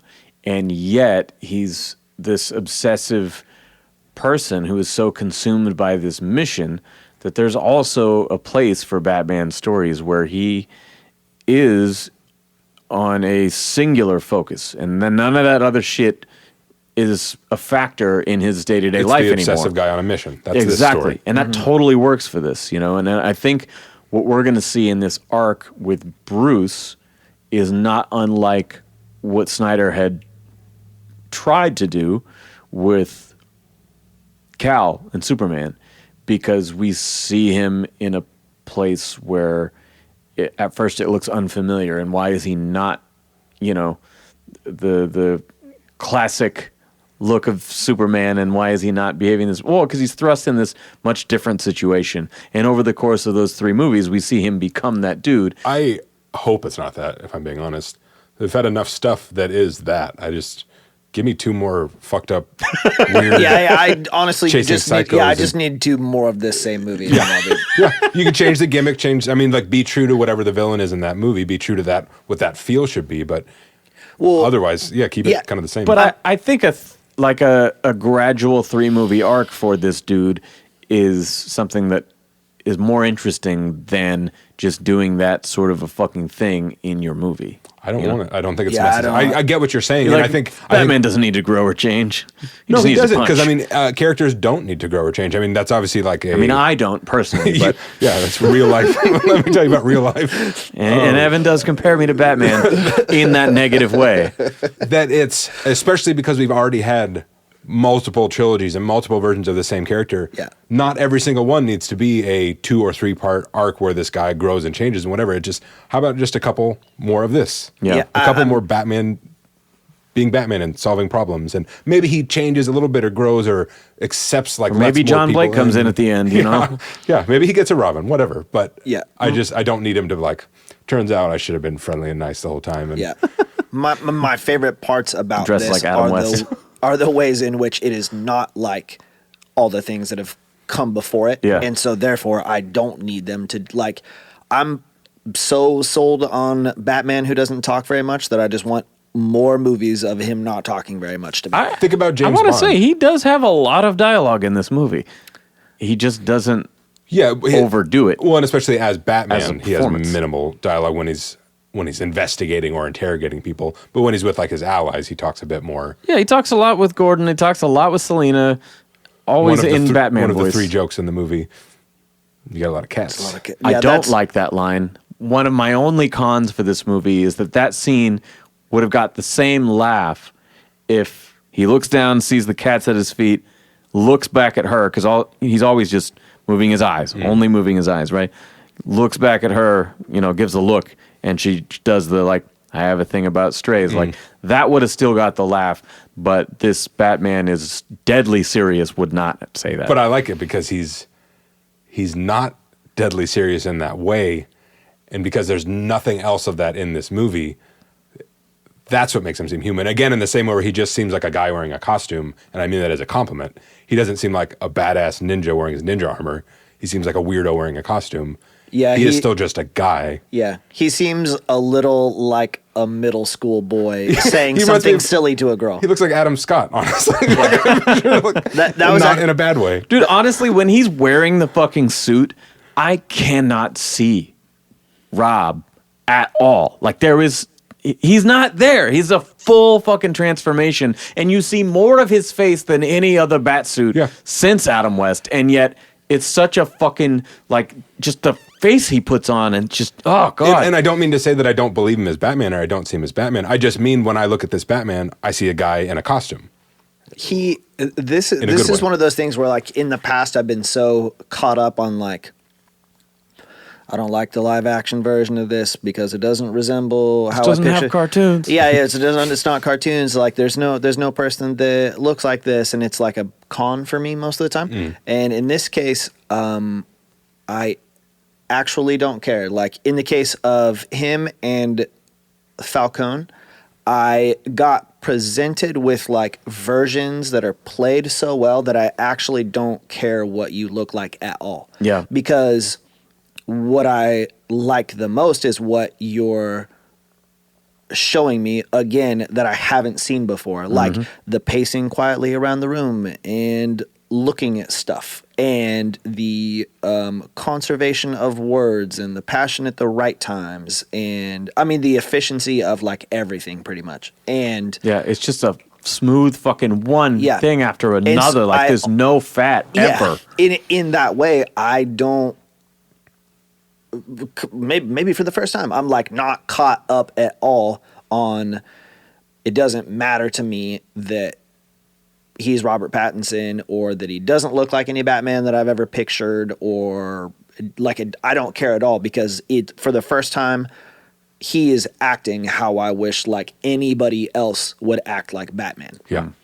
Like you could look like probably anybody, and I really, really wouldn't care because If you the way that way. because the way that you're conveying him is so dope. And same thing with Falcone. Like I would have, especially looking at like sales stuff or something. I'm like, oh, this guy's like on his way to being Kingpin or something. Like he's so thick that he's a big guy, and Yeah, I guess because there's that sauna scene where he's he's something. He's like he eats well or so, but he's like Brando in The Score. Yeah, you want to see that one? Yes, but I then do. It's like a good movie. Like I would have never pictured Turturro, right? Like in that role, but when they announced that, I'm like, oh, genius, dude, it's so who would have thought? And I would have thought like it's easy to you have like mobster guys, you have like loud mobster guy who scares the people into respecting him and stuff. Intimidation. Yeah, and then you have like the quiet gentleman mobster guy. Well, and if you think about where that character came from and how much Godfather was in those stories, that's exactly what that vibe was. Michael Corleone was the smoothest, most soft-spoken motherfucker who would kill everyone you've ever met and take another sip of his coffee. You wouldn't even know, and so to deliver that kind, again, it's like, okay, we're going to the source material, but we're going to the source material's source material in so many ways, But even as we're talking about all these like Godfather reference and crime movie references, which are appropriate. And I'm not saying it's aping those. I'm just saying No, you are, and I want you to shut the fuck up about it for once in your. No, that's not what I mean. I just mean to say that that's all accurate and that's in there. But I like that this is not a crime movie. It's a crime movie in the way that like Zodiac is a crime movie, but it's not absolutely a crime it's movie. not. What I mean is, it's not an organized crime movie. It's not about even though it's like taking about Falcone. Yeah. So taking out Falcone, but it's not like it's none of that stuff. Those are the characters, and they're appropriate. It's not like the mafia family bullshit. Yeah. Yes. It's just part of the story. Yeah. They live in this world also. I do really want to highlight Turturro though, because like that first scene of him and Bruce outside the funeral is just already, they're trying to rough him up, and he's like, "Oh, hey, the prince of the city, right there." Oh, man. and he's so smooth, Yeah. he's so casual, and How it ends with his laugh is so like it means you took the Hippocratic oath, and the way that ends with him just like he's like, "That's good." And then Bruce walks inside. He's like, I, Bruce Wayne, am done with this conversation. Mob boss, I will excuse myself. And then the way that Turturro like chuckles out loud. But I love the way that he repeats it back. Hippocratic oath, Yeah, right? it's good. Bruce walks away, comes back to him, and he sort of like chews on it for a beat. And then he laughs because he's sort of, you could see him, he knows the full story, right? Yeah. So in the moment, like, you don't know what he's thinking, whatever, but in rewatching it, you're like, yeah, this dude knows exactly what that meant, that he did that. Yeah. I like in the same way when they've got Penguin tied up and then when Bruce goes to confront Falcone, it's so dope that you don't know that they know the whole story. And then afterwards, you can see how they manipulated them in that moment. And like, I mean, it's like, let me punch you over here. Let me punch you over there. They misdirect you as the audience member, but also you see how they do it to the characters. And like, well, and again, because we're so focused on Bruce's perspective the whole time, that any information he's getting, that's where we're going. The camera doesn't linger after he leaves and goes, when that kid finds out the real truth. Exactly. Exactly. There's none of that. So those are my favorite. Let's continue on the funeral scene because there's a lot here. The mayoral candidate, Bella Real, pushes Bruce for support. You know, there's that clip from the trailer of like, fucking, you know, you really could be doing more for the city, right? And then, well, there's a episode we recorded of everyone watching the first trailer. So I mean, that's was I part of that? That's true that you did. I might have been watching something else and pretending. DC Fandom 2020. I re-listened to it actually. Anyway, but yeah, she's like, you could be doing more for the city, you know. And the trailer cuts to the Batmobile, fucking hauling ass, whatever. But I like that exchange, and it kind of plants the seed for the end of the movie, you know, of like him maybe finding that out on his own. That at first he's like, fuck out of here. What are you talking about, right? I'm punching people. There's a great moment with what are you the doing, kid. lady? He locks eyes with the mayor's kid in the same way that he had done at the crime scene, you know, like they see the little footprint. It's like, well, the kid found him, you know. Actually, when I was rewatching Seven, that was one of the first things that Morgan Freeman says on the first crime scene. Did the kid see it? And the guy's like, oh, God, did the kid see? Who gives a fuck? You know, like, the kid is the first character we see in this whole movie. And then they have that moment when he's Batman. And then they have that moment when he's Bruce. And then he saves the kid from the car right there. And I'm 99% sure it's the same kid at the end of the movie. Yeah, that's the mayor because he was there to show support. He's in the water. Exactly. And, you know, saves him again there. And I was like, wait, orphan boy, Robin? You know, but oh God, no. I don't think that's gonna happen. But each of those moments, I hope it's the toy maker. Each of those moments were very nice. Toy man. No, whatever. Not doll maker. Toy baker. We do this every time. We get that great silhouette shot of Riddler watching from the balcony. I think the best part of this scene is the screams coming from outside. Yeah. And it's, again, what you're talking about with the yeah. perspective, not shifting to any other perspective. So just staying with him. You just hear screams and the sound of the car and just more screams. And well, it's at first you're not really sure what you're hearing because it's so distant, and there's also the car noises, and and it reminded there was me already a bunch of motherfuckers outside. Like a monster movie or a disaster movie. Where like there's this some sort of unknown, mysterious thing. A tidal wave coming. You can't see it. Yeah. All you hear is the panic of the people who do see it already. Yeah. And it just like... For sure. I That is a felt moment. that. Yeah. In the next part of this scene where the DA, what's his name? Otis. Coleman? Gil Coulson is what? Gil Coulson, like Marvel. Is it? Okay. Agent Coulson. Coulson's not the cop. Got it. Gil Coulson's the DA. Coulson. Peter Sarsgaard. Yes, when Peter Sarsgaard is talking to the fucking cops through the bomb robot, and we get the nice chung, chung, chung of Batman walking in from the shadows. Shadow and emergence number 2. You know, and he's having this conversation with Where Riddler. did you go to ninja school, dude? That's not very sneaky. We get this awesome... He went to intimidation school. Those are loud boots, bro. But the fucking great rapid fire, 3 riddles in 2 minutes. This sequence is fantastic. But what's crazy about this, not just performances, is that it's another example of his incredible obsession and his complete lack of concern for his own well-being that as Riddler's doing the 5, 4, 3, he's leaning in closer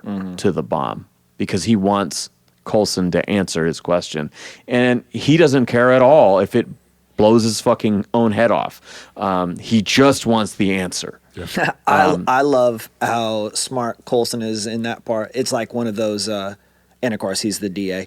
He would know some stuff. It's just like one of those savvy law maneuvers, and it's like second question. He didn't ask me that. Yeah, exactly. Yeah. He's like, I'm not gonna answer that. I'm not gonna, like I plead the fifth on that part. He didn't ask me that. Well, at first that's how I read it, but then the second time that I watched it, I was like, no, he has a timer on his neck. Shut the fuck up. Get to the next question. It's that, but I think do it's feel a both. little bit of his like, no, it's not. I don't have to answer that. That's not in terms of our agreement. True. That just seems like a savvy courtroom thing. Like he knows. Yeah. Like I'm not gonna admit so. I mean, I just $10,000, but that just Him particularly, but all of the kind of people who are revealed to be involved in the whole corruption are played very humanly, which I like, because it would be easy to just make them be like shitheads, complete shitheads, Like Glass in Begins or something, exactly.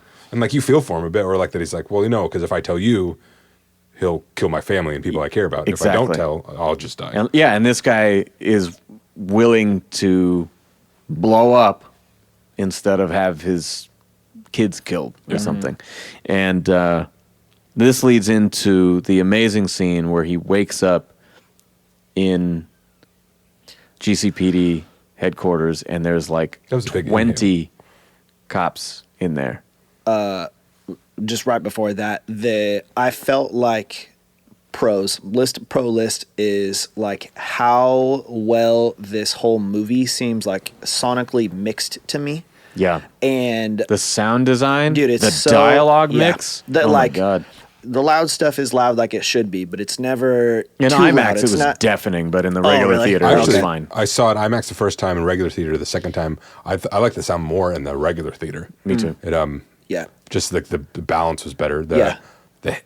The big heavy stuff was bigger and heavier than the everything else. Yeah. But IMAX, everything is just loud. Totally. Yeah. And so I liked the levels of like, here's where Batman and Gordon talk. Here's where everybody else talks. But then, yeah, so the loud stuff was We'll loud. see how like much you have to turn it up and down when it's on yeah. Blu-ray, though. but that part with the bomb prior to him waking up was just like like a ringing in the ears thing. And I was so happy that it did not wasn't go a on for deafening any one? longer. Yeah, because it seemed to get like increasingly loud and went on for quite a while. And there was like one of the loudest, like, please let this stop really fast moment. I don't like those when they're really piercing because I do have loud ringing in my ears. It hurt me. Yeah. He wakes up and punches people.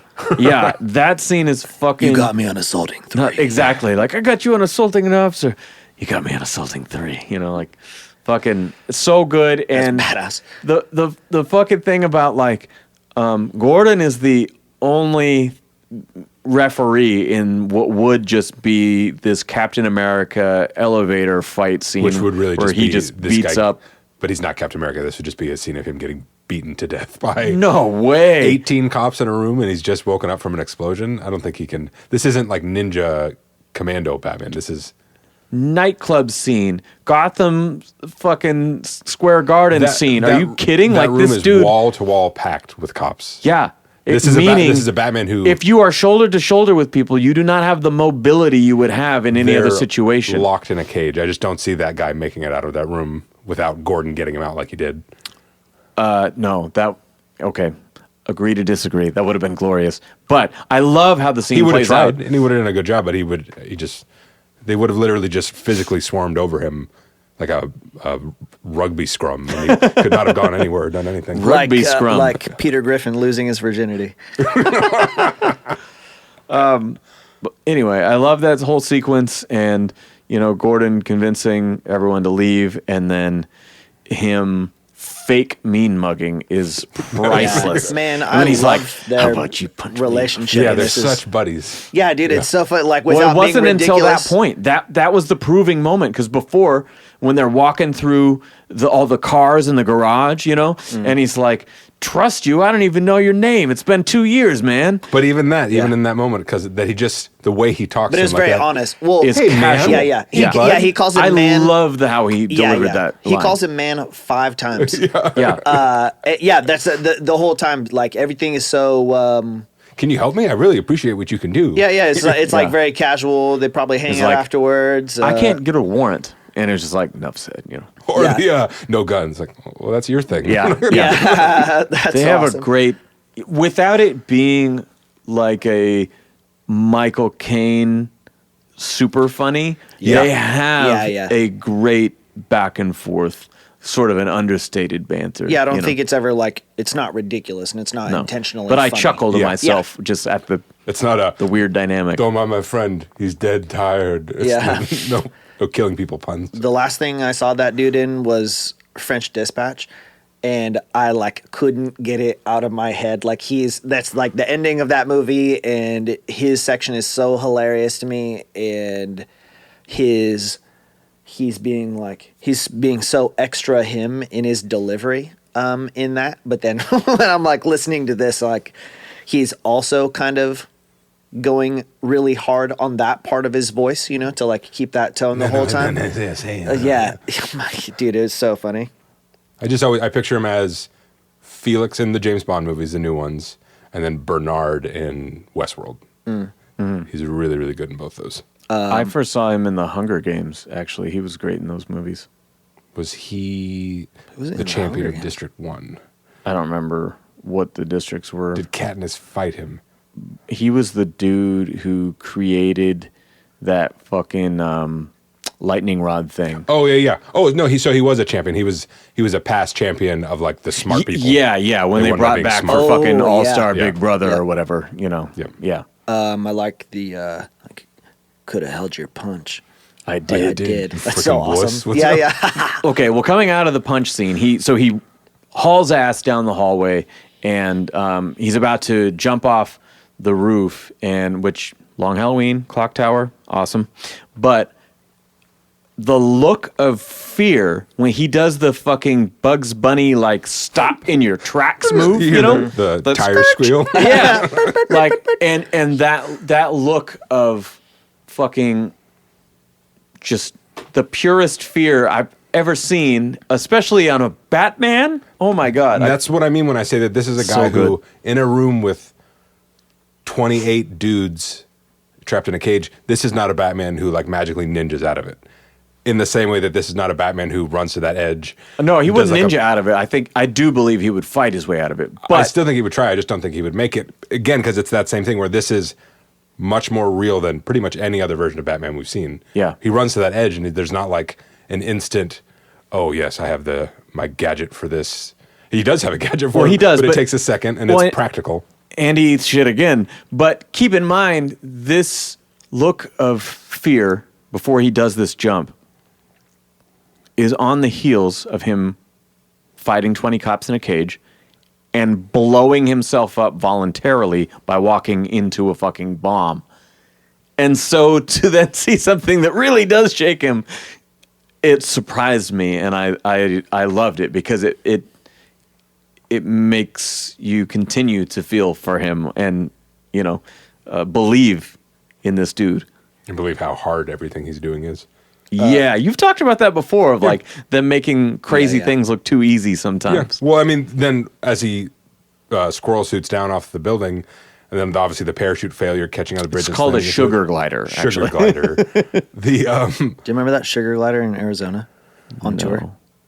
He was really nice. Oh man. Great dude. He let you stay at his house. He gave us all the chestnuts that we wanted, acorns. That was a big Earth One thing to me of him doing a cool Batman way to get out and fucking it up and slamming into cars. Yeah, yeah. And Like that trash was in the cans. beginning of that, right? Yeah, but the same thing is showing this guy. Another one of is- those fall into a dumpster Yeah, moments. that's how they show that he gets better. Yeah, he's human, but also that he's still learning. It's early on. This is not a guy who Except like that Batman doesn't wear eye makeup, and it's weird. Yeah, it is weird. But like that Batman, if you saw that Batman in real life, that would be even more of like that's just a guy. That's a dude. in a costume. That's Yeah. strange. That's fetish oriented, I think. But this is not a Batman who Just came from a sex club. who like finishes up with Gordon and those people and then goes like puts his arm in the air and shoots the grapnel and just like gets tugged away to nowhere. This Batman couldn't do that. Either because he doesn't have the skill yet or because that's impractical. No, because we do watch him do exactly that out right before that jump when he goes to the roof. No, he has a specific target. Where I'm talking about like Batman in the comics and cartoons often is literally like, doesn't matter where he is, he can point his grapnel somewhere and just like start flying away. For sure. But I did want to point out that not really since Keaton have we seen the smooth, almost supernatural grapnel that is a straight line, and here he's getting shot at from dozens of cops on multiple floors as he's rising through. But I fucking love those little shots because like in The Dark Knight when he's going up to confront Joker, and you know, this is an experienced top form dude. This isn't Begins, and this isn't dude who's been busted for 8 years. This is top form Batman, and he shoots the grapnel up in the air, and he fucking like kind of spins around as he's going up there, and almost ricochets off this. I'm like, can you make this look smooth a little bit? They're like, no. If this was a real dude, he'd be spinning all over the place. You know, I'm like, He would have a better way of getting around. also no batarangs in this movie. How interesting. The closest thing is the this- chest. Yeah, which is Toss it fucking at cool. anyone. So box knife. He has all like the things on his wrist guards or his doesn't forearm use. guards. Yeah, those look like they come off and you throw them at people. Is that a setup for the next movie? Like you put that in the grapnel and just fucking. I thought it would be or like a, spear. just like a throw it like a batarang replacement, like a little needle you throw at somebody. I thought it'd be something you launch in your gun. Maybe it's related to how he shocks that dude. Oh, with the built-in taser. That was rad. I did not see where that came from, but it was fucking awesome like- I mean, because it- he's it doing just it and seems the like guy he's keeps touching him, shooting him so- over and over. Yeah. Oh my god! At close range, fuck. Yeah, maybe that's, you know, power packs or I something think it's related some kind to of his. ninja needles, and it's like Yeah, a it definitely. cutting floor. They seem It's like a needle acupuncture. launcher. It's actually his side job. People are like, "Thank you." I want to talk about the Batmobile scene because I think, in speaking of gadgetry, this is possibly the first Batmobile scene that does not rely on heavy artillery.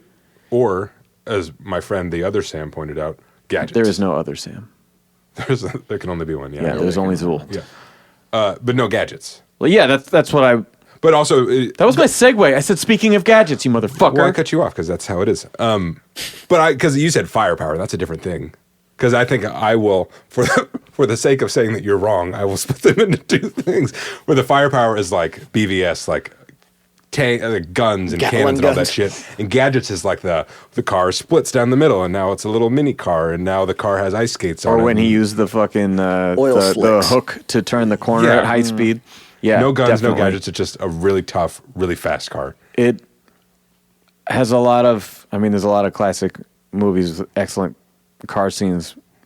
To me, it made me think of Death Proof because that's one of my favorite movies and has just insane Well, this muscle is- car chases. Yeah, exactly. And this is like clearly supposed to be derived from a muscle car, which Yeah. would sound a certain Yeah. way. Man, it Yeah. like And starting up to the side of that building, like You know what that was like? It reminded me of the first time you see the bat, like the Batwing type thing in Rises, where like, we got him trapped like a rat, you know, and that thing fires up, and he's like, I'm not sure that's the animal, or whatever.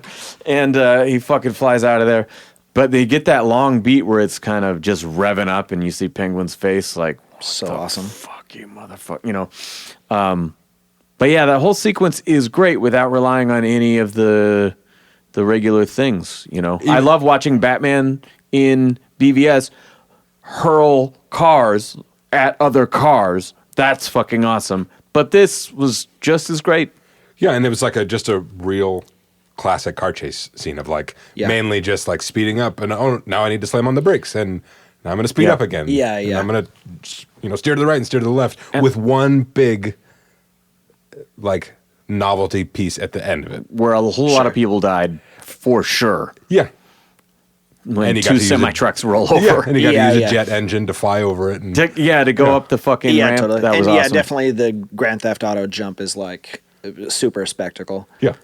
But like the BVS would be that the whole time. Well, but even the other movies Death would be Proof that. did that because when he's riding on the road and they take the high ground and they launch off the road just fucking ends on that dirt road. Do you remember in Batman and Robin when they're driving on skyscrapers? Yeah. Yeah. Sort of. That's not what this is. What? Anyway. Sorry, I haven't seen it as many times as you. Oh my god, it's so awesome. I think 3 is the total, including childhood. Gotham City knows how to Could be 2.5 actually, because I don't think I finished it as a kid. If you watch it fast, you can get through it pretty quick, and it's a fun little 20-minute thing. Go on. Are you okay? Yeah, the inside the car as penguins rolling around. I was like, Oh, yeah. like, man. Oh that god, would yeah, with the fucking gravity suck. shit flying up and down. Well, I like it because Amazing shot. the second time watching it, it's like the first shot you have of him flipping, all you hear is him just going like, oh no. Yeah. And then it cuts, and then which I didn't realize the first time, he's in the air that entire time. Yeah. Because then it cuts back, and now he's hitting the ground. Now he's and landing. Now you just hear the sound of the car crunching on things and Yeah, slamming around. so good. And again, another just credit to the sound design of this movie. It's fucking crazy. And also, again, Colin Farrell's performance in that scene. Yeah. Of, I got you. yeah. I got just you. the entirety of it. Again, showing why he is Penguin. He's not like a regular mook. Something about him is like special, whether he's like a little quicker in the brain or willing to go a little further than others would because of what we see in that scene. Yeah. I would point out that the Batmobile was another thing that left a lot of us scratching our heads when we first saw the photos. And much like the costumes, the way that they're used in the film, it's exciting. It's perfect for this style, and I had no issues with it whatsoever. I remember when they, first posted the pictures and I was like, so it's a car? Not a limousine. Okay. It doesn't look enough like a penis. Yeah, how's that gonna The split? ambiguously gay duo. Which actually does look kind of like a Batmobile. Because the Batmobile looks like a penis. I see where you're going. Yes. Now, Son of a bitch. I want to move forward a little bit to Riddler's arrest. The diner across the street from the club is visible when Falcone gets perp walked outside and there's all the cops there. You can actually see it. And in rewatching it, you can also see it when Selina is being followed home by Batman and she first walks out of the club. So even though that diner scene was in, I think, the second trailer, I'd never noticed it in the background that it was right fucking there.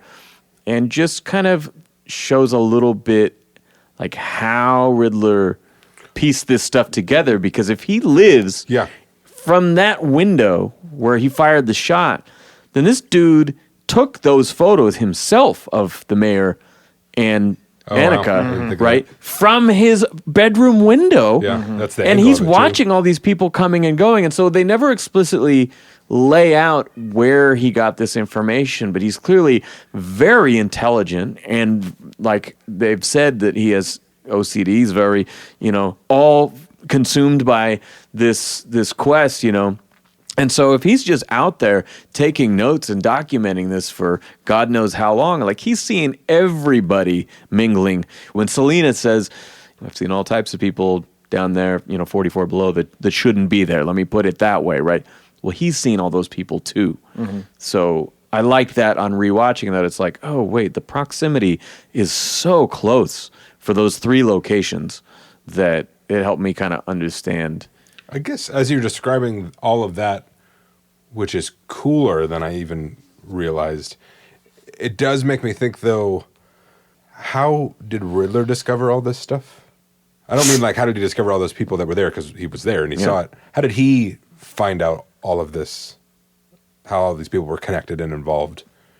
I feel like that's not something the movie talks about at all. It doesn't, but I think we have enough based on what he's seeing and his level of intelligence that he could extrapolate like why the fuck would this candidate be doing this shit, or why the fuck would the DA be hanging out with these people, or why the fuck did the police commissioner meeting with this drug dealer on the street? Yeah, I mean, and if he was more of a tinfoil hat type that wasn't as smart, then he might have maybe connected some dots that weren't quite on the nose, But I found it believable that he could piece together his story from that. Sure. I mean, don't they say something when they're in the apartment though about like some kind of accounting or something? He's a forensic He's an accountant, but yeah. I could just be like an accountant somewhere. Okay. I mean, I thought that what they were like maybe trying to allude to was that he's seen the books. Yeah, something about the paper trail. Oh yeah, that could be interesting. Yeah. I didn't think about that. Like, here's his motivation, his terrible upbringing, and here's renewal, and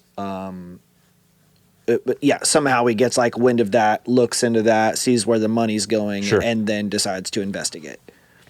I could buy that because I guess I give everyone else a pass of this isn't a Batman that I saw learn jujitsu. This isn't a Catwoman that I saw learn any of that stuff. Yeah. But they sold me on it. So and again, with Riddler, we're never seeing him without being through Batman's eyes, and so having as much of his backstory a mystery as possible is great. To me, not unlike TDK Joker, which we are getting another parallel here, where he actually invited them to catch him. The Joker planned to get caught. Or whatever. What are we even doing? I don't know why I gave Gordon the Bane voice, but so. His plan and the way it plays out in the third act, and the primary complaint I've seen about this movie, they say that it drags in the third act or doesn't hold up or whatever. And I was like, are you kidding? My mind was fucking blown when I realized what his real plan was, because what the Dark Knight did with the fairies, right? The prisoners on the one, the civilians on the other, and if you don't blow them up, they'll blow you up, or I'll blow you both up, right? And it was like, what was your plan to prove that everyone, deep down was just as fucked up, whatever. And I don't think he said that verbatim, though. I'm the Cookie Monster. but his plan failed because of the moral lesson that, we're not all just one day away from this craziness, like you say, right? And this has changed with the times, I think. And to have this dude in the era of internet cults and fucking 8chan and Facebook and all this crazy shit, I think that it is very unsettling and real to actually have that plan work. Yeah, I think this movie would be worse if Batman foiled that plan before it happened. Yeah. So that's what makes it exciting. That's really what gives him teeth, is that he accomplishes that. It doesn't go the way he wants it to, and it doesn't completely work, but he basically destroys the city, and it works. Yeah, and just shoots the mayor. I mean, that's what he wanted. Well, to call back to The Dark Knight again, there's that scene where Ledger says, I'm not crazy, I'm just ahead of the curve. There's so much truth to that all these years later because of how that was the right outcome at that time. And frighteningly, this is the right outcome at this time for a similar plan to try to actually imbue some support for your sadistic cause. Mm-hmm. This is in a more direct way, but and it's not just like trapping people or whatever, but really soliciting some, I don't know, some support and building the ranks. Sure. The idea that even if what you believe is some wacky nutjob thing, there's like 20 or 30 other people at least. Yeah. And this was written well before the insurrection and all that kind of stuff. But I mean, there's still enough going on in our times where you could see this existing, and even the fan clubs and the books and all the writing about serial killers in the 70s and the 80s, and it's always been a part of our culture. Yeah, because that's what I was going to say. It is a time thing. But also, it's just a choice. Christopher Nolan wanted to tell a story where, like, he doesn't win. Yeah. And clearly, again, Matt Reeves is like, no, I want to make, like, a fucked up movie, a dark movie where, like, again, there's more teeth to it. It's not a superhero movie. Well, and if you are basing it on 7 in a way, spoilers for 7, but that killer literally turns himself in and still gets the last laugh. You know? The first time I watched 7, I didn't... You were in kindergarten, and it scarred you for life. Yeah. It just gave me a strong fire for lip... No, I was flipping through the channels, and I was like, oh, 7, I've heard this movie's great. And I started watching it, and it was the car drive out to the desert. Oh, I was God. Like, I wonder how much of this movie is left. This is Oh, cool. no. Oh, no. What? Wow, that's the worst way to watch that movie. It's just the It was last still pretty scene. good years later going back to actually watch the whole thing. After you've but kind of Yeah, forgotten yeah. of it. Yeah. Oh my gosh. This would have been neat. to What's see. in the boat? It's funny, the things that it's just a matter of perspective, I guess, or just opinion. But like, I've watched, you know, we'll talk about Sam watching these long movies repeatedly and like, oh my gosh, you spent so much of your life like this. But Watching Batman versus Superman. and, like I've seen other long movies, but generally in those long movies, they're also like showing me like a ton. Just so much for my eyeballs, and like any of the Lord of the Rings things or BVS or something like that. 8 Harry Potter movies. Yep. And I'm so much more interested in this movie for 3 hours doing so much less than those other ones. Yeah. Like those movies were boring to me.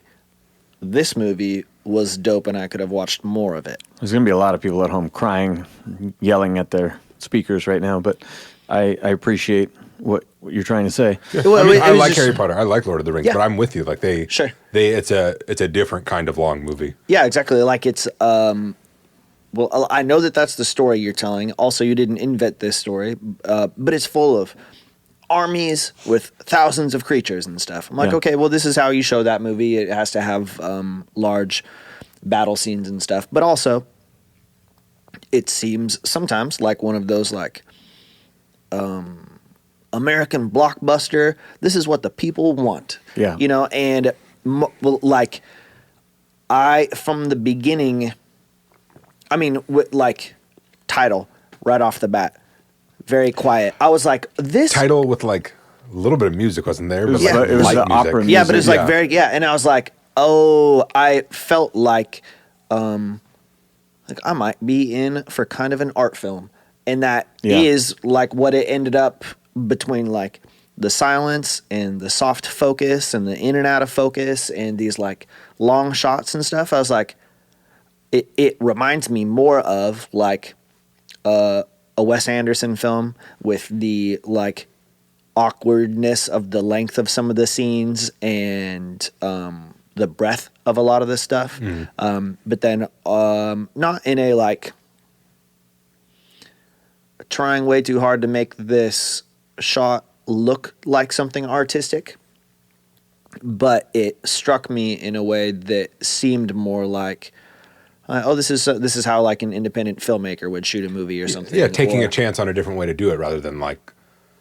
I love Christopher Nolan movies. They're some of my favorite movies, but And Wally Pfister is a great cinematographer before we Yeah, and I don't bash even on mean the them. cinematography. I just mean like the way they're cut and edited is Oh. like, you know, that is the way you make a slick. That's about as good as you can make a slick, modern, action, like adventure kind of big budget movie. That's interesting though, because I guess because I found him so young, I still see him as the Memento, Insomnia guy. I still see those fingerprints on his Sure, movies but that's- now that are super artistic and I can't unique think to of his vision. I don't know what like Steven Spielberg's early movies are, but to me that's the equivalent of that. It's like remembering those early Steven Spielberg movies and sort of like I don't want to say not recognizing, but not appreciating that he has made the language of Yeah. a modern, huge, yeah. big budget movie. Sure. Like here's Close Encounters of the Third Kind, and here's Ready Player One. Yeah. Compare Jurassic Park to Sure. Jaws or E.T. or Yeah. No, Jaws is a great example. Yeah, Jaws is It's a awesome. quieter film. But I it's the unique style. Listen, you fucking moron. It's the unique stylistic. It is those unique stylistic elements. How many times can I say unique Yeah, stylistic elements that were novel that became his signature Yeah. later? And I think that's maybe that's also kind of where I'm at too, is like having one of these moments where like, oh yeah, of course I would like this because it seems like something that I would like, but whether it's like cartoons or games or whatever, I'll put like unique style gets so much more weight. Like its 5 points is worth so much more than something else's, like quality of film or something. I'm like, I'd rather watch this totally new to me hot take on something. Which is funny though, because you're talking about Lord of the Rings and BVS and these amazingly unique auteur stylistic, visual presentations, and yet it doesn't have the tightness of the story that you have here, and so you feel like, God, this is fucking long. Or again, like Watchmen, like Zack Snyder's Watchmen. I mean, that's I love Watchmen. It's good, but that's a problem that I think is with it, is that it is such a slave to the original that it like sort of drags, because he really wanted to be sure he got everything that was in the book, or like just capture every kind of moment that was in the book, like Lord of the Rings. We're like, well, this battle was really long. And that's really what's epic, cool about this one, is that it's not a direct adaptation of a book. It takes so many key elements from so many different places that it is still sort of a comic book adaptation, but it's not beholden to the Long Halloween that's 13 issues long or something like that. It's able to be free enough to be like, okay, we're going to take Selena from Dark Victory and drop her in here. And we're going to take, Penguin from Earth 1 and drop him in here. But we're just going to take character traits, really. We're not going to fucking have to do the whole arc, Yeah, it's light on its feet. That's how I would describe it. Exactly. I mean, and it could just be a matter of preference also. Like 20 minutes worth of NASCAR seems like way too much. But versus one great car crash is just really sure. Well, just saying, everyone's like, on the edge of their seats for that explosion. Yeah, but you know what I'm saying? Like if you're We're watching a football game. yeah, for 4 hours. if you're not interested in the thing, then very little of it is too much already. Versus if you really like the thing, then you're like, yeah, give me more of it. So it could just be Like Sex with Me. It's just, even though it lasted 30 seconds, that was enough for a long time. 40 seconds too long, if I may say so. Yeah, exactly. From personal experience. Yeah. I think about Marvel movies are another one where like most of the Marvel movies are really good. They're really fun. They're really put together. The best ones are excellent, and the worst ones are still a pretty good time. Very good. Yeah. But they're all kind of the same. And it's like, especially if you're doing like, if you're watching more than one, if you want to do like a rewatch, that's when I feel it the most. Like, oh, these are all just kind of the same movie. It's just a superhero movie, and it's some varying level of funny because they got quips, and it's like their thing. yeah. I understand that criticism, and I know it's a common one. However, when you talk about like binging a bunch of them, whenever I do go back and do that, the only thing that stops me from like going really far into it is that I don't have that much fucking time. But like, it's like I gotta watch Batman versus Superman again. I love watching I love watching like rewatching the Iron Man trilogy or all the Avengers movies or something like. I don't have that feeling about those movies. I think that they have a consistency to their tone all the way back from Favreau's first Iron Man that works very, very well. That it was the baseline for the series. I would rather just pick like the 2 or 4 that I like the most, and like that's enough. Yeah, I would rather watch Guardians of the Galaxy 1 and Thor Ragnarok. And Winter Soldier. Oh man, Guardians 2 is just as good. Okay. Yeah. But when Guardians came around, I was like, well, yeah, those. I love this were soundtrack refreshing. because they were doing so. Yeah, exactly. Like I know, pick any of the other characters or something. Say Captain America. Like I'm familiar with Captain America, not familiar with Rocket Raccoon, Tree Man, and Talking Raccoon. But they were done I would so well. But I would so much rather watch those characters that I know nothing about than watch this. Like even if it is like. Bright and a spectacle and stuff. I just like, I don't really. And if you talk to somebody else who is really a fan or something like that, then you just like, you just like can't do any wrong. Like this, this quick quip from Tony Stark is hilarious because every one of those quick quips is hilarious. Hey, so, Downey sells those jokes, okay? They're good, but I've seen enough. I already... You're like, I'm glad he's dead. Fuck him. No, I already didn't like super care, and now I wept. Okay. Now you've done like a ton, and and I've seen enough of. I mean, Ben and I were just having this talk the other day about like a comic that he started reading, and I was like, yeah, I don't think I'm going to pick that up anymore because I don't think that they're going to show me anything new that I haven't seen, and I don't like it enough to like keep investing money in it. Yeah. And, like I think that I do like the art and stuff, but I'm not so invested in these characters, and I don't think that it's not growing, it's not changing. I don't need to spend hundreds of more dollars on this to like see the same artwork. Who cares again. where this made-up story goes because it's not at an interesting point currently, so what does it even matter all that much? Yeah. I do want to bringing it all back circle around back to Batman. To I do want JoJo's to do Bizarre that Adventure. by saying that I've mentioned on the show before that I'd so much rather a grounded story with personal stakes than a save the world story. I hate sharing There's a stakes. moment on the roof when Catwoman's trying to convince Batman to join her. I had the thought both times I saw it where I was like, oh, good job, movie. Where she goes, Good job, listen, movie. we need to stand up for Annika. Because if we don't, no one else will. And I'm like, every other dumb superhero movie would have went, we need to stand up for what's right. And we need to do the right. It would have just been some big, stupid general thing. And like, no, they're like, these characters care about this one specific She's like, my thing. friend just fucking died. Yeah. That's what And we're working towards. That scene where they play the voice memo of the murder. Yeah. And she's already had to listen to it once.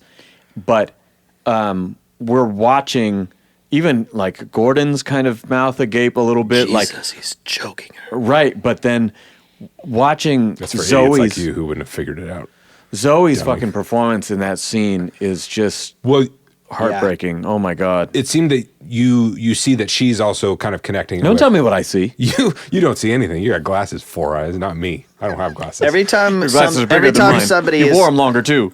my grandpa used to be like, if you stop and think, and then he'd say some stuff, and I always wanted to be like, don't tell me what to do. I will do no stopping or thinking. No. I will not stop, drop, and roll. I No, will burn to Grandpa. death. In that moment, because she was just talking about how, oh yeah, my mother was found strangled, and it was probably just some fucking freak at the club or whatever. But then you realize like, oh, And you're telegraphing the end of the movie. telegraphing them, but also her connecting like, this is how he kills people. He strangles women. Exactly. And that's like- and we see it a third time Yeah. when he tries to do it to her. And I know there's so much story we gloss over some stuff, but that scene when she confronts him at the end is so good, and just the tension break too, where she's like, "Oh, I have a tissue," and starts to pull out the gun, and then he gets interrupted, and that fucking that whole sequence was great. The way they choreographed all her fights was excellent. Because God, and he just cracks her with the fucking pool cue or whatever, But the way she drops the dude on his head on the Yeah. corner of the pool table right Yeah. before that is so brutal. getting hit Dead. in the face with the pool cue was the only moment she's at disadvantage. Because all the Yeah. other times, because she didn't see it. That was the only and again, she's not like a 7 foot tall, 300-pound dude. But anyone getting hit in the face with everybody that would can got sometimes. Yeah. But with those other ones, particularly that one you mentioned, where she just kind of like flips around and slams the guy's head into the table by dropping her own body weight down. Like she's just always in control in those scenes. And Yeah. again, without ever which giving us Catwoman like, should always be. Yeah. Yeah. And there's no like, oh yeah, well I studied with the master Kempo artists for 7 Yeah, years yeah. when I had to leave town. Like there's none of that. You just like, this is what she can do.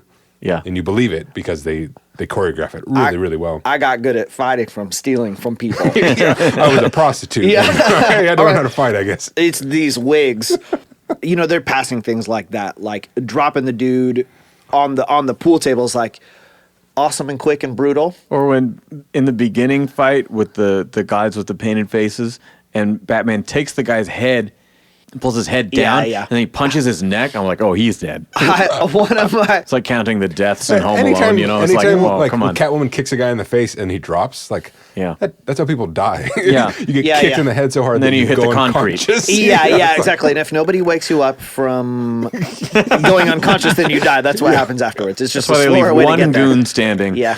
He can call the ambulance. I love. I think it's when the first time that he goes to the club is he He goes as Batman. as Batman. Second Yeah, time is- that was a great contrast, too, when he knocks on the door. Oh man, that You know who I am. yeah, how it like You know. the same thing happens multiple times. And he like says one the guy same close, things. Yeah, like yeah, I was His like, lines are the same. How many Like, times does he get stuck outside the club? Like everybody always shuts the door on him. The third and he time has he to just hang. slides in. Yeah, Yeah. But that's another one of those moments when Locks the guy out. When he Yeah. quickly runs into the stairwell and the guy follows him, and just a beat later he's just waiting, and like he gives him like a 2-punch combo of just like That's what a I was gonna. straight Yeah, and then yeah. an uppercut. The uppercut. Well, I think part of me Upper loves. cunt is Yeah, what it is. uppercut. Yeah. part of turns me around. loves an uppercut, but that's the other one that I was gonna say. Like, dude gives chase and he's just like, bop bop, and then runs off. Or like, yes. He's like, I know that guy's unconscious and he's gonna die. I don't Yeah, need yeah. to waste time standing here. I'm just gonna turn around. well, yeah. Everything He else bit is his tongue like, off. He's going to bleed to death. yeah, everything else is such a spectacle that it's obviously like, yeah, but this one huge fight scene, I'm like, yeah, but that 1-2 Yeah. that dropped that Well, man on the chin and was aren't so we good. so tired of the big third act spectacle fight scene? Like, Especially when it's like CG. Have you guys seen or Shang-Chi? just like, yeah, oh my god, no, I haven't. Oh, Shang-Chi's kind of cool, but literally the entire end is just like Yeah, CG yeah. dragons and wizards and Fucking Doomsday. yeah, from a movie that started out with like cool choreographed real scenes. Yeah. Yeah. But that Real- scene in particular where he gives the 2-hit combo and leaves, that's kind of like what they did in Batman Begins that they didn't even really need to do in this because they choreographed the in-suit fight scenes so well. But again, that's another way of convincing me that this guy really can do all that stuff is when he's now not burdened by the suit, so you can really like give me some good choreography. Yeah, I 'Cause thought you of should be that able to was- move as fast as Yeah, possible. you're mobile. Because until Affleck, and that's part of the reason I think that the fights got better and better over the years, right? You see Pattinson has arguably the best. Affleck had arguably the best. I mean, no question the best up until that point. But Bale's suits were still beholden to the old big foam latex designs from, you know, the earlier films. And so now we're sort of in an era where it's like, well, we've seen a million different types of superhero movies. What if a Batman had armor and mobility? How cool would that be? Yeah. You know? Yes. The hallway with the guns and stuff was gave me insane. Yeah, like so cool. The lighting, like pure pitch black, Yeah, exactly. and Just- only lit just up the by the pop, pop, pop, pop, fucking and the- machine gun sparks. But when the newer, I don't remember which one it was, but like when some of the newer Star Wars were coming out. You mean like And- Rogue One, where he's fighting all the guys when Darth Vader's killing all the rebels? Is it Oh, yeah, Rogue that's One? exactly like the Darth Vader yeah. scene. I was like, Yeah. for the first time, I was finally getting to, because the whole time, like, it's just kind of one of those things with old movies where, like, well, you just couldn't pull it off, and so you just didn't try or something. But everybody has always been like, but force powers and lightsabers, like, Yeah. somebody do something dope. And so, like, him, you know, overhead slicing the guy in half and stuff, and for the first time, you pulling were people into the weapon. yeah, Yeah. like for the first time seeing stuff how you imagined it could be used. That's how I felt. Yeah, if it wasn't made in the 70s. Yeah, totally. And maybe it was just, you know, it's a hallway and they're walking towards a hallway. But I was like, yeah, this is you at your best, making everybody look I made the really same super connection. weak. Well, and that's a really creative way of doing the quick cut fight scene. Yeah. Where instead of having With the darkness. instead of having Yeah. the camera cut, just have the light flash off and on, Yeah. so you don't get Yeah. like the what's going on feeling, but you have the same like, oh, he's there and now he's here and they're doing this kind of thing, but you're not like what? Because those other ones you could kind of like take any moment and just like rearrange them, and it would still kind of have the same feeling of like, Sure.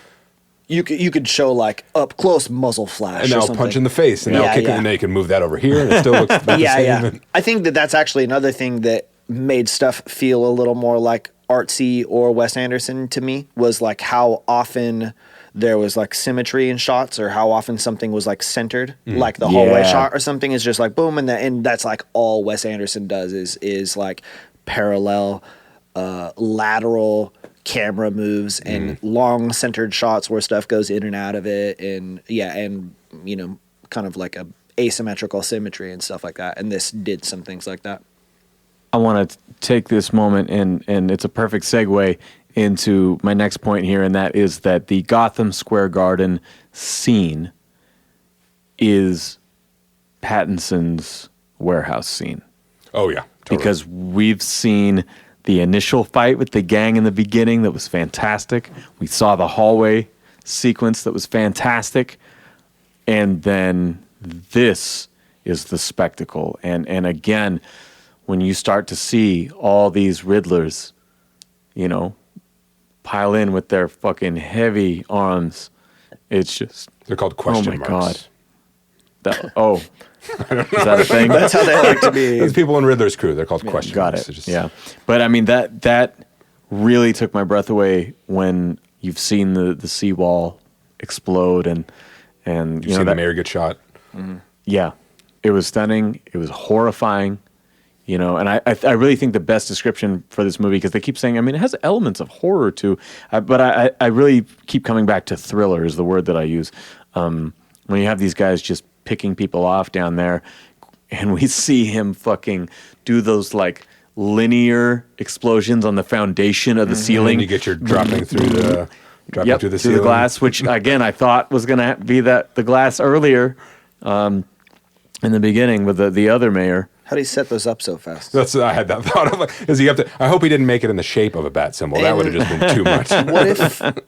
What if that cop hadn't been there to tell Batman what that carpet tool was? He would have just been like, I'm fucking out of ideas. Yeah, this is the end. Where are the explosions?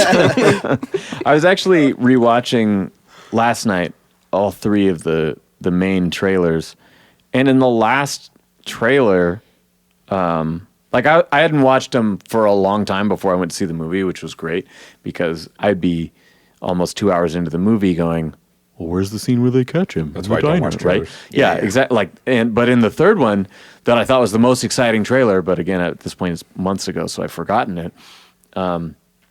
There's so much from the end of the movie in it. Like, you see him fighting a whole bunch of Riddlers.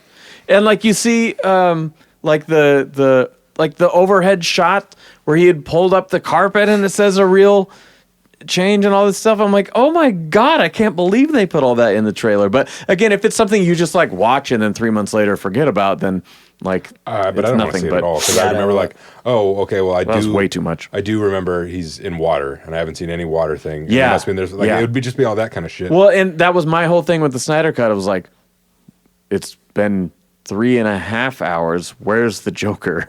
Yeah, right. Yeah. I'd like to see somebody just do a little YouTube edit where they're in his apartment and they're going through all these ledgers, and Batman's like, "You're gonna want to look at this." And Dicks. then, yeah, and then it's Superman. Yeah, it's Superman. I saw where you were going. I want to point out that I think one of the reasons that I felt it rang so true when all the Riddlers come out and they're preparing to snipe the crowd below that they've flooded in. I may have mentioned before, but I've read quite a bit about Columbine, and their original plan failed. Their bombs didn't all go off, and they were both camped outside the exit with their guns. And so they were supposed to blow the place up and pick off everyone who survived and tried to escape. And that was just fucking so disturbing, like reading about that it just like stayed with me. And so seeing this, I didn't put it together at the time. Well, but it's the same as like the Las Vegas guy from not that long ago. Yeah. At the concert. Yeah, the same idea of like those people, whatever is fucking wrong with them, they're just like, this is my thing that I'm going to do now. And or the way the guy's like calmly loading his rifle with his stack of individual, like how he's, it's so sinister and it's so believable. But that's why when you say thriller, to me, like that is horror.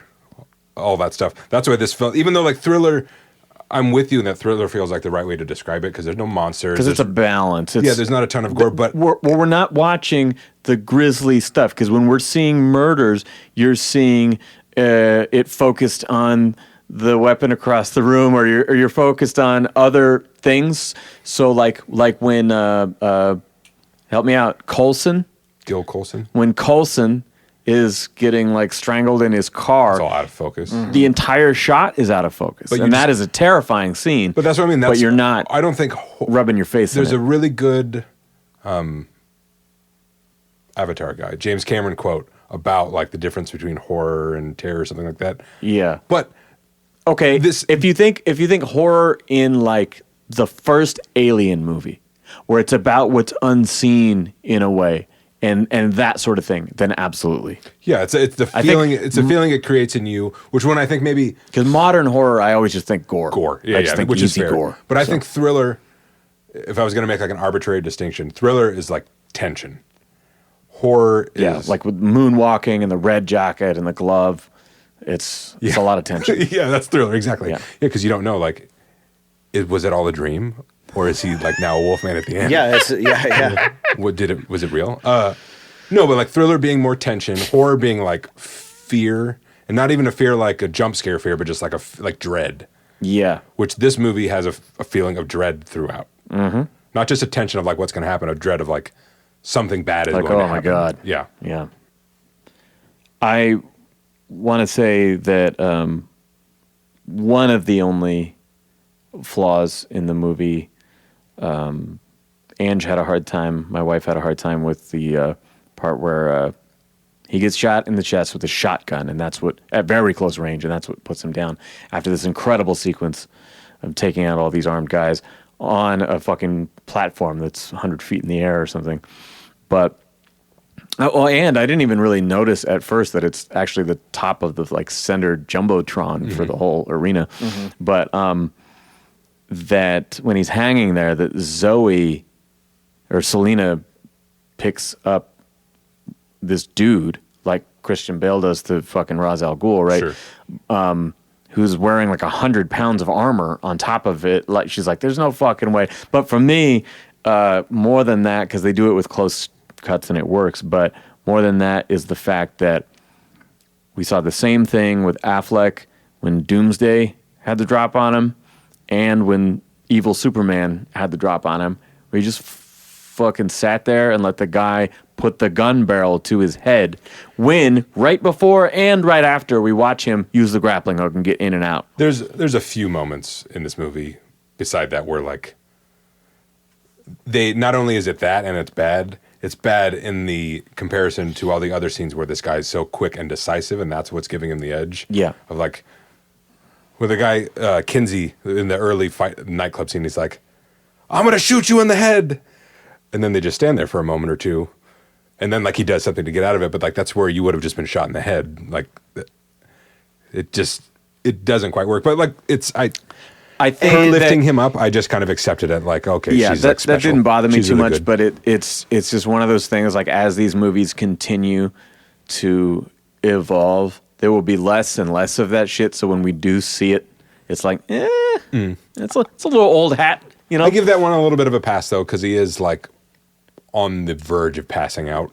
I think that I just think like it begins when he's set on fire. You know, he falls all that fucking way, eats shit, but really quickly, just survival mode, climbs over it to safety. You know, like just one little, fuck, I got out of there.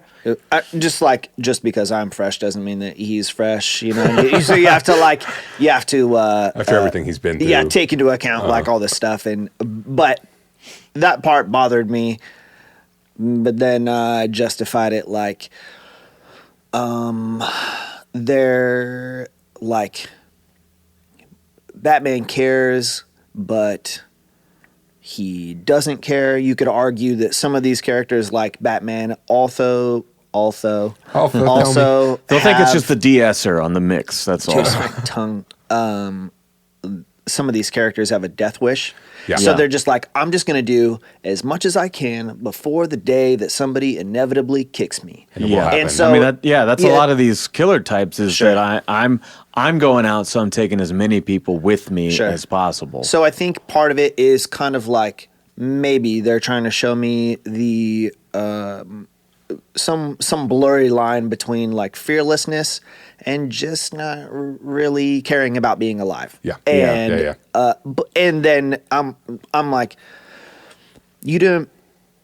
Shotguns don't work like rifles. That's the whole point. But still, you don't have to be very close to something to hit something with a shotgun. Yeah. So I'm like, why would that person ever get that close to Batman? I could see. I think they want a front row seat for shooting Batman in the They're face. amateurs. These Yeah. are like crazy people Yeah, who decided to exactly. kill Yeah. a bunch of people. They're not like Yeah, these people have been stockpiling arms Sure. since Yeah. Obama was supposed to take them away. You know, Okay, well that also all connected. that was a joke, people. Just so you know. The guy has a, maybe they're just not showing me everything, but the guy has a double barrel shotgun. Yeah, one at a time. Yeah. yeah. And he new. Yeah.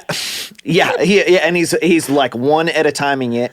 They don't show him removing two, because if they gave me a little, because you can like kick those things and it ejects the shells. You could like, if they were like boonk boonk and showed that he'd expended both already and now he needs to reload two. Like, okay. Well, But- also, Batman did bust in as they were loading up, so it could have just been yeah. that. Also, I don't know why they didn't do that at home. yeah. But And unless that guy Cooler. was anticipating Batman showing up, then a shotgun up in the ceiling is a poor choice. They're I amateurs. don't think He's so. an They're idiot. shooting at a crowd of people. Like the one guy, or I guess a couple of them, were sniping the mayor. But for the most part, they just wanted as many people in one place as possible. So it's like, yeah, shoot a fucking broad thing that's going to spray Well, out I think and those hurt a were lot of people. buckshot. They were like slugs. Well, Really?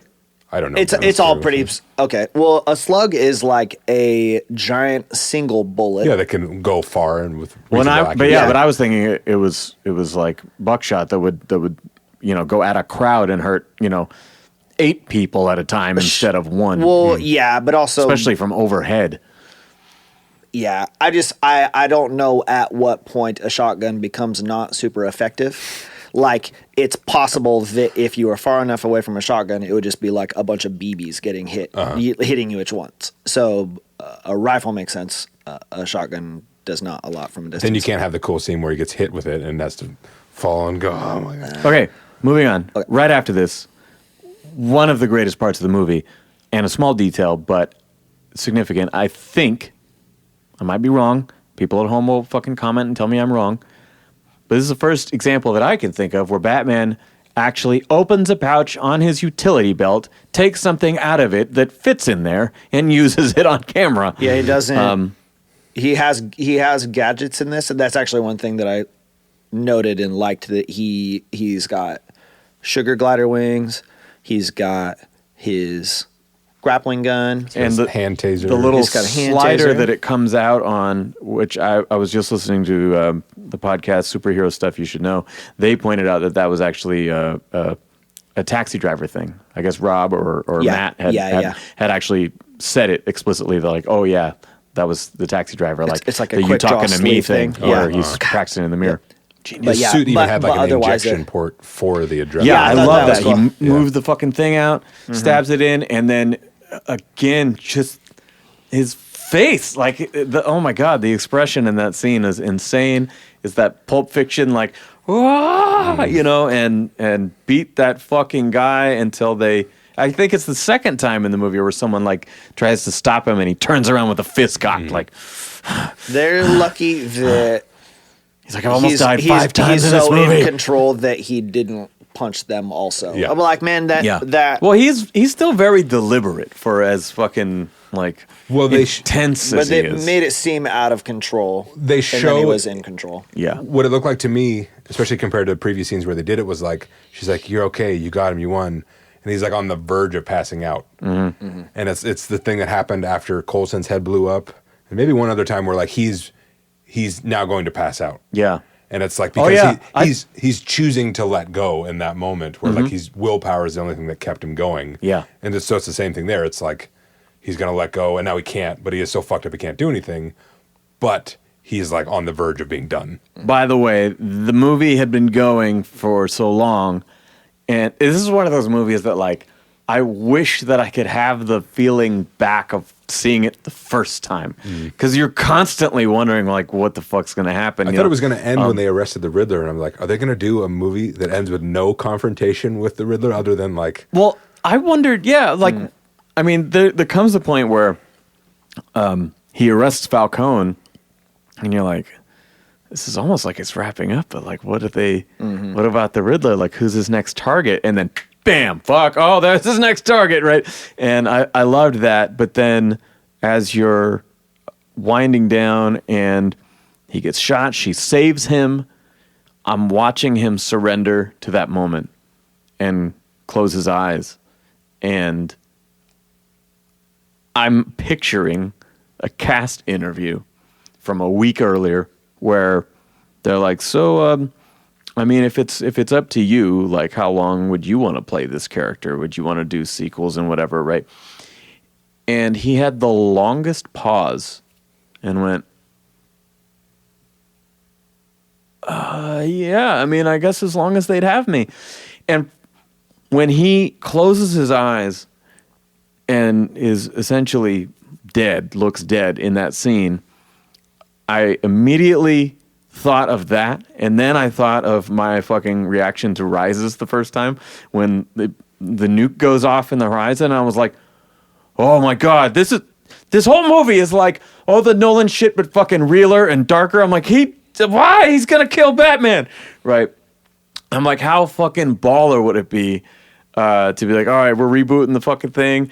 It's gonna be the best shit ever, and then he fucking dies in the first movie, and then it's it, you know. And that all those feelings were running through my head at that time. Well, it seems like they try and pull it again right after that with the live wire hanging over the water. It's like also like when he sliced that and thing, again his like, face when he gets dead? fucking shot. Oh my god!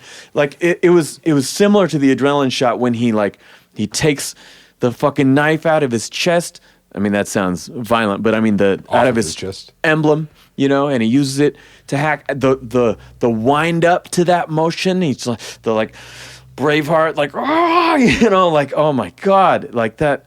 It was so powerful, and like I said, the fifth or sixth time you think, oh my god, like, kill him. Are they gonna kill this dude? I one thing that I really liked about that is one of the things that really makes Batman special to me is like his or anybody who does like some extreme stuff or something is Evel Knievel. Yeah, is their willingness to get dressed up in extravagant garb. Hi, I'm Johnny Knoxville. Welcome to Gotham. Is the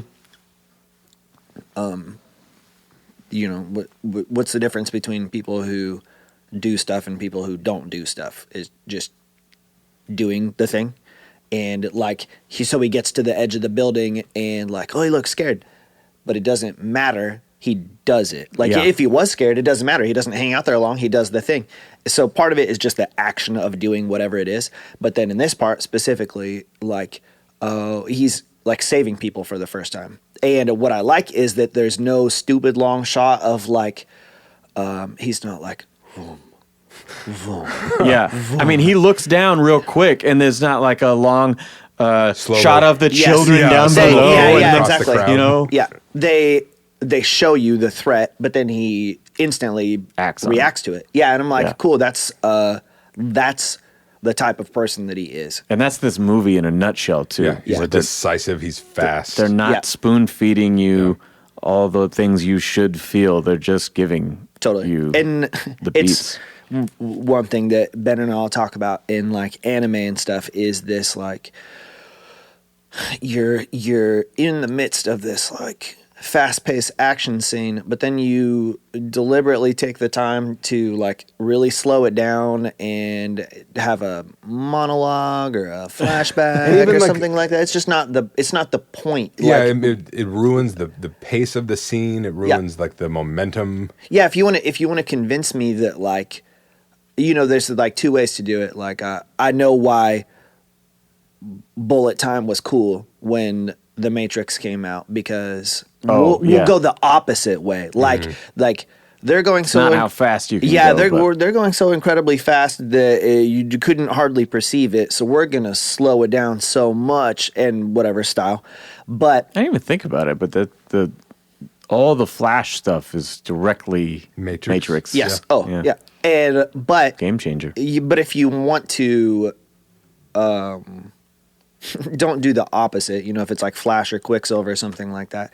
If they're the fastest thing, I'll want to see actually how fast that is. Like, give me an example of how you fast can't it is. perceive how fast it is. So it's exactly. I mean, you can't. So if you want to show how decisive Batman is, you can't take 30 seconds to show how decisive Batman is because it does the opposite of what you're trying to convey. So it They're needs like, look here, look there, look here, look so there, it needs look to here, look happen there. in a second. You know, you can't like slow it down. It needs to make sense with what you're trying to convey. Yeah, if a grenade is about to go off, you can't show the long deliberation and the pros and The cons. thinking. You just got to jump on Eyes it. scanning left to right. Yeah. Looking at the door, looking back. Scratching the chin. Yeah, exactly. It needs to be shown as fast as the thing actually happened.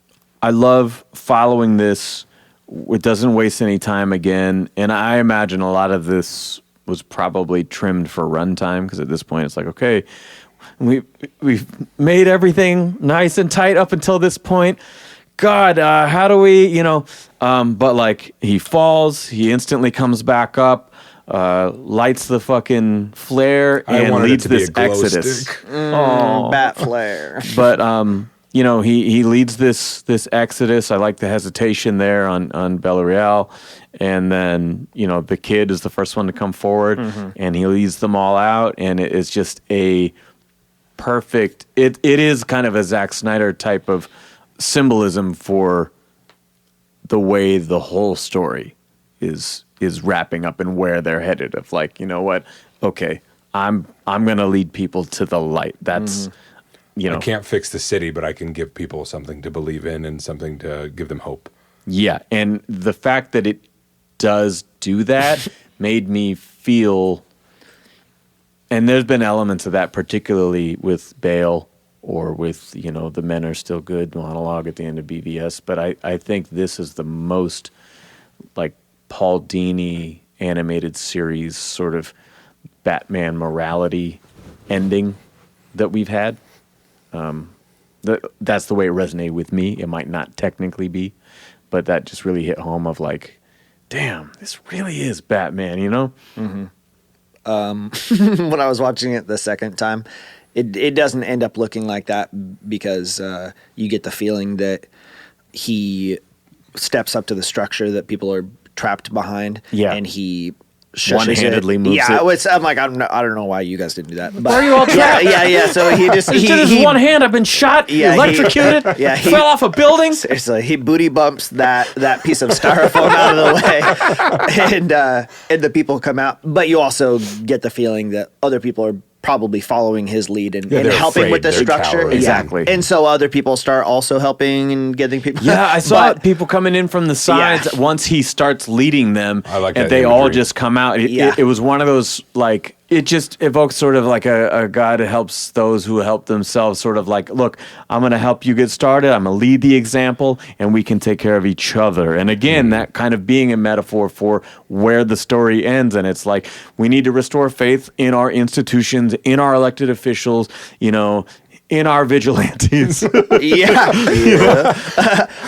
what I liked is that if you don't focus on those other people, it looks like Batman Just took helps the out two the boy people. and the girl and then starts leaving. Like he's just like, well, that's a job well done right there. Or we're like, it looks like they're in kind of deep water, but then the little kid is like walking. He's just and I was like, if the water is still pouring in, how is it in this one place? So like, wouldn't the room continue to fill up? Maybe I don't know anything about how water works. Yeah, you don't know floods. You don't get it.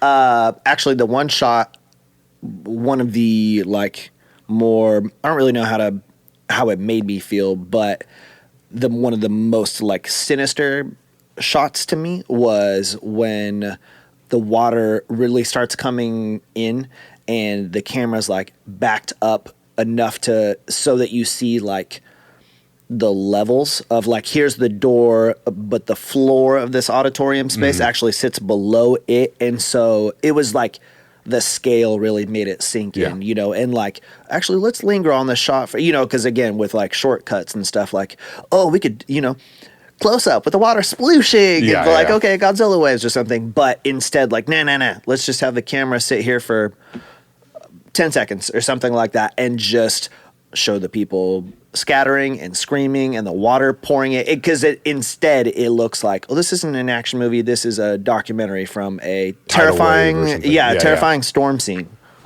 And the coloration too, like the way that they treat some stuff in this, and same thing with the flare too, where like it becomes the focus. And I found that I was looking at like the pattern of the group of the people and then the way that the smoke from the flare was moving and stuff, but in that where the water's coming in, it's pretty much like black and blue and red or something, and the like the graphic nature of the colors in that part like really struck me. I wanted to touch on a couple different things at the end here. I think first of all that maybe the most common critique about the movie is the length, and to me, it is such a tight film story-wise that it's almost like, did we not learn our lesson from Justice League and BVS? Like, BVS has so many plot holes in the theatrical version because they thought the exposition was boring or something. And so it's just like, oh, well, let's just get rid of the scene where fucking Lois Lane figures out that, you know, the guy didn't mean to blow himself up. And just like all these things that were like, oh yeah, the lady who testified before Congress was fucking bribed and harassed and all this. Like, I mean, key elements of that plot were missing. Granted, that was a much more convoluted story, so I'm not trying to make a direct comparison. But, but if you cut anything from this movie... Tell me more about the Bible. What are you going to have left, you know? Like, everything feeds into the next scene. Everything is so fluid that you can't tell this story that way. I have a slight counterpoint to that, but I'll save it for the cons because it's one of the only things that would go there, so I'll save it for that.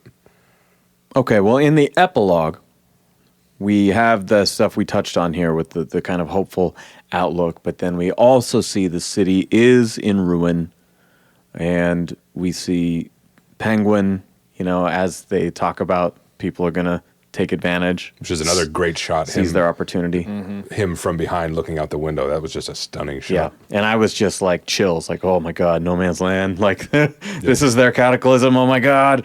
I like, too, though it's not like the very last scene, that it kind of more or less starts with like a journal entry. Yeah, because they do show, like in the beginning, it's not just a superhero narrating their life like superheroes do. Well, and we don't usually get that in Batman movies, which is cool because every comic starts with Batman narration. Yeah. So it's cool to see that you actually, you know, but he's writing this stuff down probably for the sake of documentation, but also he's like kind of losing it. And so, journal. Yeah, so writing this stuff down helps like keep him on track. Sure. But what I like is that they even make a point of showing. I can't remember like what some of the words were, but they show push yourself. Yes, they show words that he said already. Drive. Yeah, but then that part in the end also it like kind of returns to like, oh, I get the feeling that he's writing another journal entry. Yeah, because it starts October 31st and ends November 6th. Yeah. Totally. Which is crazy. When they said that, I'm like, oh my God, this is a It's fucking like a week. You know, Yeah. They're like, okay, what if we do the long Halloween, but it's not a year, it's a week. The only scene that I would cut entirely for runtime, The sex just scene. for my It was a personal- bit gratuitous. yes, I Not every didn't movie think needs they would hang show dong. fluids. That was a lot. But you know, if Euphoria can do it, no. Anyway, I would completely cut the Arkham scene where Riddler's in Arkham and we get the little Joker cameo tease in the shadows. One, Felt like a scene out of Gotham. In a bad his way. performance truly did, and then ending Dano's arc with a maniacal laughter scene in the same way they did in Justice League with the fucking stand-in for Luthor. I was like, what? did you watch the rest of this movie? Like, this is not the tone of this movie. Yeah, like how are you going 60s camp all of a sudden? Yeah, it seems like how did you nail it all the rest of the time, and then in the very end still do one of the things that I really don't like. And it makes me wonder if it was a studio note or something like, yeah, but we need something to hook people for the next one. You got to have something in there that, you know, gives us a little bit of a teaser. That stuff makes my heart sad. And the thing is, Reeves has said that that's not a Begins Dark Knight segue. It's just a little Easter egg, just something we threw in there to kind of show, like, oh yeah, there's even more of the Gotham, you know. It's not like that's going to be the fucking sequel. That's but not a sneaky Easter I'm watching egg it for going, people who know stuff. But I'm watching it going. That little subtle villain, the Joker. You know what I mean? It's a little fan service. It's not a direct setup. Joker, I'm gonna fucking kill you before we get to... But here's why it worked in Begins and why it doesn't work here.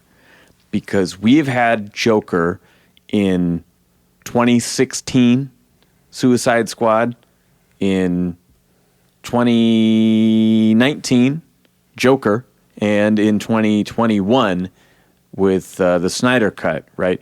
When Begins came out, we hadn't had Nicholson in 16 years.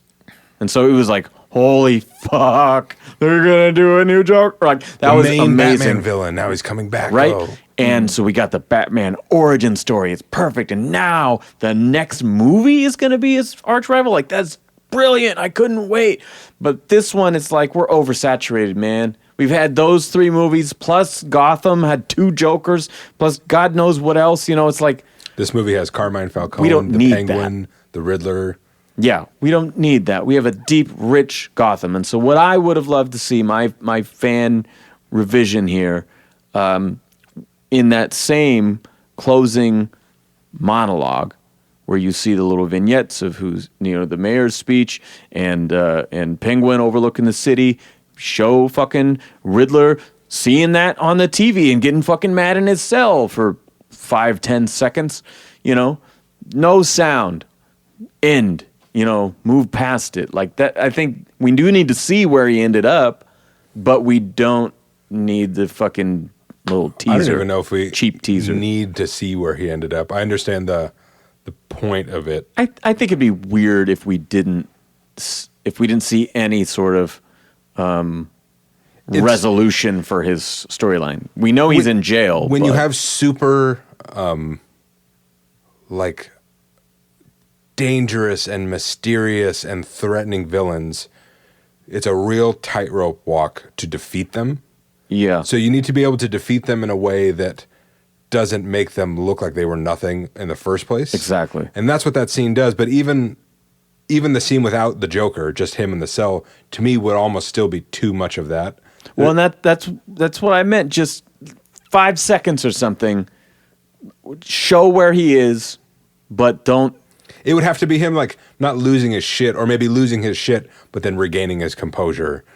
And, like, ending with him not, because he's... Or even just him fucking sitting there locked up, but, like, just... Playing Sudoku. Well, I mean, there's that famous shot of Ledger just sitting there in the cell, you know, like right before they promote Gordon, you know. He's just fucking sitting there.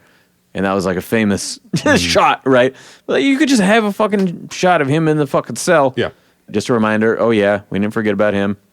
But we don't need a whole fucking extra scene where we go into Camp Town. That was weird. So this is like 2 years into his career as Batman, but this is the first big adventure that we're seeing. So either this... Well, I think it's the first time that they would have teamed up, it seems. But... It's just a clusterfuck. It's nowhere near as bad as... I don't think it's a clusterfuck, but I mean, they've hinted at, just in interviews and stuff, that it's like, yeah, we thought it'd be better to start here, but clearly there was some sort of event, maybe, you know, like year one or something, where there was some sort of, okay, this guy is on the right side, I'm going to cautiously trust this person, you know. But I don't think it necessarily had to be like a big event. It could have just been him whittling away at the problem or making situation with that word. No, because you're trying to imply that like Joker already did something and that's why he's there. And that's what I don't like. That's why I say it's a clusterfuck.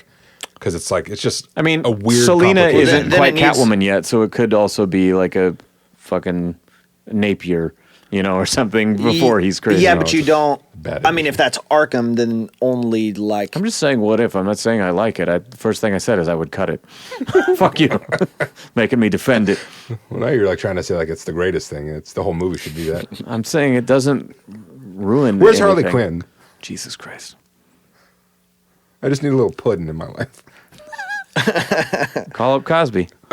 Jello pudding. I do really like this motorcycle parting ways ending. Was it like another could be kiss that wasn't a kiss, and I liked that. Yeah. And Also, they're on higher ground because I've seen some people like, well, wait, isn't the city flooded? How are they driving? But then They're in a different part of the they're city. looking they're in a, down onto the city like they're far out. also like where they are, like the couple things that they go through, like Yeah, that's underneath cool. the bridge that's like made of stone. Really Looks like Scottish or something. yeah, because it really is like, oh, Gotham is old. Yeah. They picked stuff that really made it feel like, yeah, this Like is Ireland this or is a some shit, I don't know. crazy, yeah, and I like them going in opposite riding together directions. and then going opposite directions, And and he I fucking think hauls ass and looks directly at the camera. I'm like, when the "What?" camera slam cuts, I was expecting. Dun, dun, dun, dun, he was like a bat signal, and then he's gonna run at me. Fuck yeah! The other thing I liked about that too is that I've seen multiple things lately where like Shang-Chi, I don't know what else I'm thinking of, but where they have male and female characters that don't end up in romantic scenarios. I mean, I know that they kissed in this and stuff, but they don't like, it doesn't have to be like that every single time. Yeah. And so I like And their whole thing on and off, Yeah, sure. it would Very be too appropriate. weird yeah, if they... totally. And I just like it. I like seeing male and female relationships represented in a way that like it's not romantic a race or nothing. to a finish line, and now they won, and now everything works forever, and it's all good. Yeah, sure.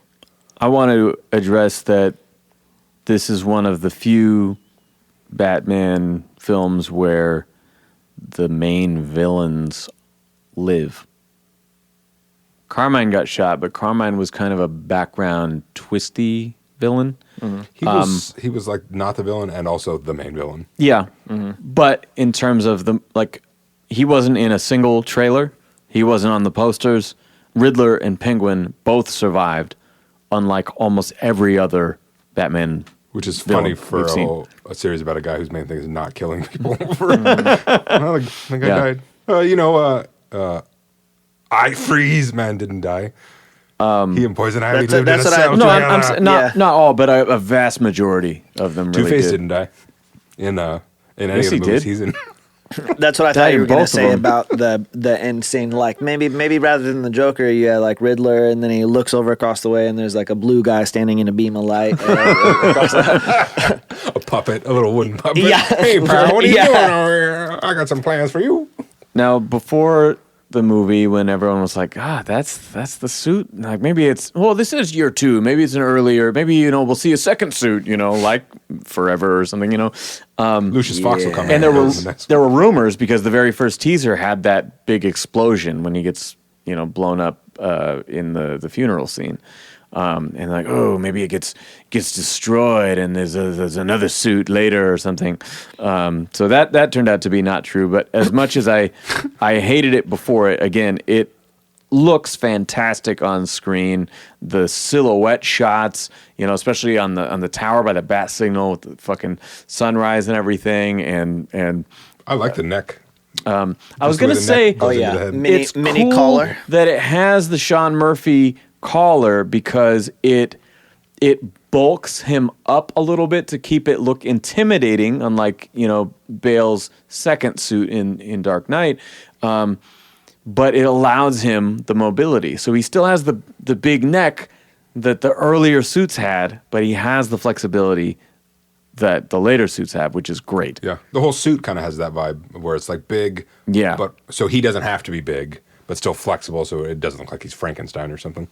Now, I wanted to ask you guys first if you wanted to drop any Easter eggs. I'm going to throw a lot at you as quickly as possible. Hush was the only one I can really think of. Yeah, you know, the guy they mentioned who was coming after Thomas Wayne was named something Elliot, and that was in the same video sequence where he writes Hush on the screen. I'm like, that's cool. And then the whole background of the Arkhams and the Waynes is like Earth One and her going nuts and killing the parents and all that stuff. Totally. Yeah. I won't like name anything because I'm sure that you'll cover. I all won't this name stuff any names, No. you know, but I'm there sure were that you'll some get of all them. of it, so I don't need to say apes on stuff. But just wanted to note how much of this reminded me of The Crow. Or I don't care for anybody to remake The Crow, but watching this Now that unrelated, you said it, they're going to do it. But watching that's this a great unrelated idea. movie made me think that there could be a nice new version of The Crow. Watching this movie, maybe I was like, man, I kind of want to watch The Crow again. Yeah, seriously. I mean, the music. There's the tone of the city, how the way the city is dark and fucked up reminds me of The Crow. It is always either raining or was raining in this movie. It either currently is or everything is wet still. And that's how The Crow is. Yeah. Plus a lot of the drab brown steel and stuff like that. His demeanor, the eye makeup, the hair, that he's always wet. Yeah. Yeah. Yeah. The audience is wet, too. All right. One thing I liked just in prefacing this is that we've seen a lot now that's sort of based on the 80s books, you know. Everything cites Year One, Dark Knight Returns, Killing Joke, or whatever. So it was cool to get some Earth One, New 52, some more modern references. That was neat. The weather ticker at the bottom of the news said Old Gotham 52. Yeah. And as you go through the city, so even in the beginning when he's walking through Times Square, Gotham Square, or when he's following Selena home on the motorcycle, or just as they're going through the city and you're kind of getting a feel for it, you start to see Bella Real's "A Real Change" slogan on billboards, on Gotham Square Garden, which is going to be the fucking place where that directly leads you. That phrase directly leads you back there later. You know, a lot of things that sort of foreshadow. And I think of the movie Focus with Margot and Will Smith, and they talked about how they had subliminally planted fives all through this guy's day so that he would guess 55 at the end of them, you know, the shit. And it's just like that kind of thing where it's sort of just putting it in the back of your head, even if you don't register it. Let's see. Well, they even do a similar thing when he uses his bat emblem. He takes it off to cut something earlier in the movie. Which you don't see, and you see him put it back. Yeah. Yeah. Just as okay, this is a thing. We didn't make it up just for the end. This is a tool that he has. When the Joker does show up for that cameo, his first lines was, you know, something like, "Why so serious?" No, he said something like, you know, one day you're up, next day you're down, something about being a clown or whatever. And I was like, holy shit, wait a second. Is he paraphrasing That's Life? That was fucking Sinatra, you know, the theme song from the Joker. And I was like, wait a second, is this Joaquin? And I started listening closely to the voice because you can't see him, you know. I'm like, oh no, it's not. But it's like, that would have been an interesting choice because timeline wise it doesn't add up, but the city looks the same, you know, very similar sensibilities. Okay, so Earth One, we have in the beginning, he beats all those goons, and then the civilian goes, please don't hurt me. He had a similar run-in with like a homeless person in the alley. Who are you? I'm Vengeance. Sorry, I'm Vengeance. Actually, how I liked how reoccurring that was and how other people called him Vengeance. Mr. Vengeance over here, he doesn't bite, don't worry. I you like know. that. Yeah, that cracked me up because it sort of becomes a You dig. dork. You know? You're Vengeance? Okay. I'm Vengeance. I was going to shoot all these people. Yeah. Oh my god! Yeah, well, when they flip it at the end, and that's sort of the maybe the earliest realization that like, oh, I fucked up maybe. Maybe I shouldn't be a revenge monster. Maybe I should take a different tack. Bruce being a recluse who makes his first public appearance in a long time. That one was like some city anniversary that Penguin was hosting. Again, Earth One. Joe Pesci, Penguin, we talked about. Thomas Wayne running for mayor. Andy Serkis looks a lot like Gary Frank's Alfred, and even says, like he's a butler, he's not a parent, and that whole. And he talks You about need teaching him to fight. Yep, and he's less paternal. Batman punching Gordon in the face. Riddler evoking the sort of sadistic, realistic birthday boy serial killer vibes. So even if it's not a direct, I think tonally that was horrifying to read the end of that, and what Bullock discovers, it was right in line with this vibe. Riddler's hangout having an encrypted computer and a map of his targets. Long Halloween and Dark Victory. Obviously, there's a lot here. And then I was reading an article yesterday where they asked Matt Reeves about this influence, and he goes, "Oh yeah, Jeff Loeb was my screenwriting teacher in college." I'm like, "Oh motherfucker, okay, that makes sense." Riddler's crime scenes have the cryptic notes like the Hangman did in Dark Victory. Batman and Catwoman's first confrontation, he catches her cracking a safe, and there was that great 2-page spread. I don't know if you remember the big splash page of like her kind of jump kicking him and them squaring off for the first time. Is exactly what we got to see on I feel screen. like Bat and Cat has to go direct credit to Tom King, because that's his whole run of them and their the way they relationship talk. is You Bat mean? and Cat. Yeah, totally. Also, the rat head cage thing. That's 1984 has a whole thing of that, of where that's the government uses like your worst fear to torture you, and the guy's afraid of rats, so they put like a rat thing on his head, a rat cage. Oh, I was thinking those were like Saw kind of contraptions. They have a Saw vibe too. Yeah. Selena using the bat signal to bait him. There's that great shot of like him coming to the signal and she's just like perched on top of it. Batman jumping from the clock tower in this one, but obviously that was like the Joker confrontation was on the clock tower. He ties him up and fucking leaves him there. Selena stalks and steals from Carmine in the book. Obviously in this, she steals from him and then tries to get close to him, through the club, revealing that she is his daughter. She scratches his face in the same way, which I fucking loved. I was kind of cheering in my head when that happened. Like, yes. By the way, those nails are hideous. Oh my God, Jesus Christ! I felt it as they were digging into his skin. I was like, I noticed. No, I just mean it's gross. Like every other Catwoman has like had some kind of like fake nails on her costume or something, but she's just like, no, these are my unkempt hands. I noticed the second time around that in the end when they're leaving on their motorcycles, She's wearing regular gloves, and they couldn't possibly have those nails. Well, no, she has them. They're Oh. just like the fingertips have been cut off her gloves so that the end of her so they fingers stick out. Yeah. Funny. Yeah, that's nasty. I don't like it. And then Thomas Wayne operating on Carmine in his home, and Bruce, witnessing it. Yeah. Dark Knight trilogy.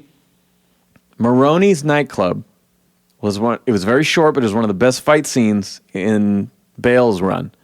And the Iceberg Lounge fight was that times 10. It was fucking amazing. But I immediately, when they walked inside the club and fucking EDM is playing and the lasers and whatever, I'm like, oh shit, they're kind of doing it. And he immediately starts fighting. I'm like, oh, they're really doing that. Like, that's cool. it's Collateral all over again. Yes, and RoboCop. Yeah, That was also a little Crow-esque with the club. with the CD club action and When we first see Anne Hathaway as Selena, we see the character that she's presenting fall off, and she turns into Catwoman. Really, not in a suit, but she personality-wise turns into Catwoman and backflips out the window, and we see a literal suit transformation, right? And then her slink out the window and off the balcony in a similar way, which I thought that was so smooth, beautifully choreographed. Riddler kills the mayor and the police commissioner like the Joker had killed Commissioner Loeb and attempted to kill Mayor Garcetti. He planned to get caught. We talked about that and the tie to 7. And then a Joker teaser at the end. Batman 89. We open with a family being victimized. It's sort of a surrogate for the Waynes. He sees himself, in this kid. Batman's first appearance being almost immediate and targeting street level gangs. Not some big crazy villain right out the gate, but it does sort of start like a sequel because we don't need the backstory. It goes right into the ninth movie in this series or whatever. Yeah, exactly. Embracing and using the shadows and the mysterious elements a lot more, using those smooth precision action shots like I was talking about with the grappling hook. And I mentioned the Danny Elfman nod. The movie 7, general tone, vibe, setup, in terms of serial killer story, detective story, the same sort of David Fincher color palette, which, again, was borrowed heavily in Joker. Also just the way the production design, the way interiors look. Yeah, and his apartment in particular. Where it's a modern setting, but everything is like not modern in style or decor. Yeah. Weird wallpaper, it's aged fixtures, and disheveled and run down. And I also liked that that his home was so old time, like it looked like old money. Despite being like in the tower. Yeah. But it definitely had like that. Yeah. But it was all like hand carved woodwork and stuff like that. It was all like very dark and very ornate. Yeah, I love the interior. And again, with Dano's place, the journals Like straight and the out of ciphers 7. and stuff. Yeah, totally 7. I was hoping he was going to have like a half of a Riddler body in a glass jar, being like before. Yes or no? There's also this is loose, but I wonder with sort of the begrudging team up sort of buddy cop premise that movie has, and that the main senior detective is Morgan Freeman. Like, okay, I wonder if that was maybe some of the inspiration for doing a Black Gordon in this, because that's not something we've seen in the mainstream before. And Jeffrey Wright was such an inspired casting. But if they're drawing fairly heavily from that movie, I wonder if there was sort of like, it seems like there was a big research period for this of like, well, I want to immerse myself in all these things, and then where do we want to go with it, right? But as I was rewatching 7 the other night, I was like, oh, yeah, it didn't cross my mind before, but you have this young fucking kind of hotshot detective come into the scene, and this elder dude kind of showing you the ropes, Kind of. I almost feel like it's the flip. I said it's loose, but It's very loose. Loose to the point of being wrong. Wrong. Incorrect. Sure. Yeah. Fine. It's looser than your caboose. Because he's like, Gordon, for much of this movie, he's like, gee whiz, Batman, that's pretty great. Well, you got any ideas? I'm really struggling here. Oh, okay, that's awesome. Thanks. Hey, man. I kind of think that I feel the same way about Gordon that I do about Batman in this case. That like, it doesn't make any sense to close your eyes during a movie because it's a lot of visual stuff and you need to have your eyes open. But it matters so much more to me, like their delivery and the sound of their voice and the tone, and like I could just close my eyes and listen to them talk and be like, this is the best.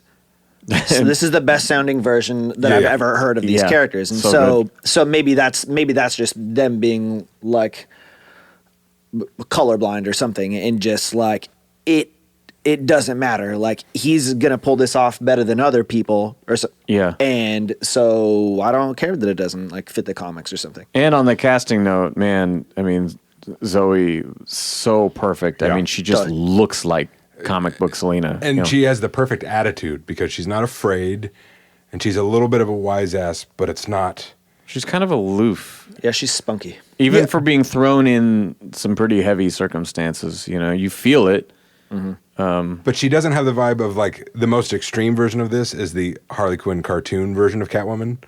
She doesn't have that vibe of that's like my least favorite, honestly. But that's an exaggeration of the way a lot of people characterize Catwoman as like, Sure, always with an angle, always a deception and a manipulation and a put down and all that. And she has a little bit of that, but not a whole lot. I like that they don't play up the whole perfect and all the like cliche cat shit, because I think you can do a great Selina and a great Catwoman with none of that. In the same way Batman's not, verbalizing weird bat shit. He just is that, Yeah. And when she is that, the way she slinks out the window and off the fire escape. Exactly. Yeah, exactly. The physicality is all there. So you don't need the weird, I don't need her drinking a glass of milk. It was fine, but that's as far as it needs to go. I get it. The clue under the carpet at the end in the apartment reminded me of the clues behind the refrigerator in one of the crime scenes in 7. They had to move the whole fucking thing out to find it.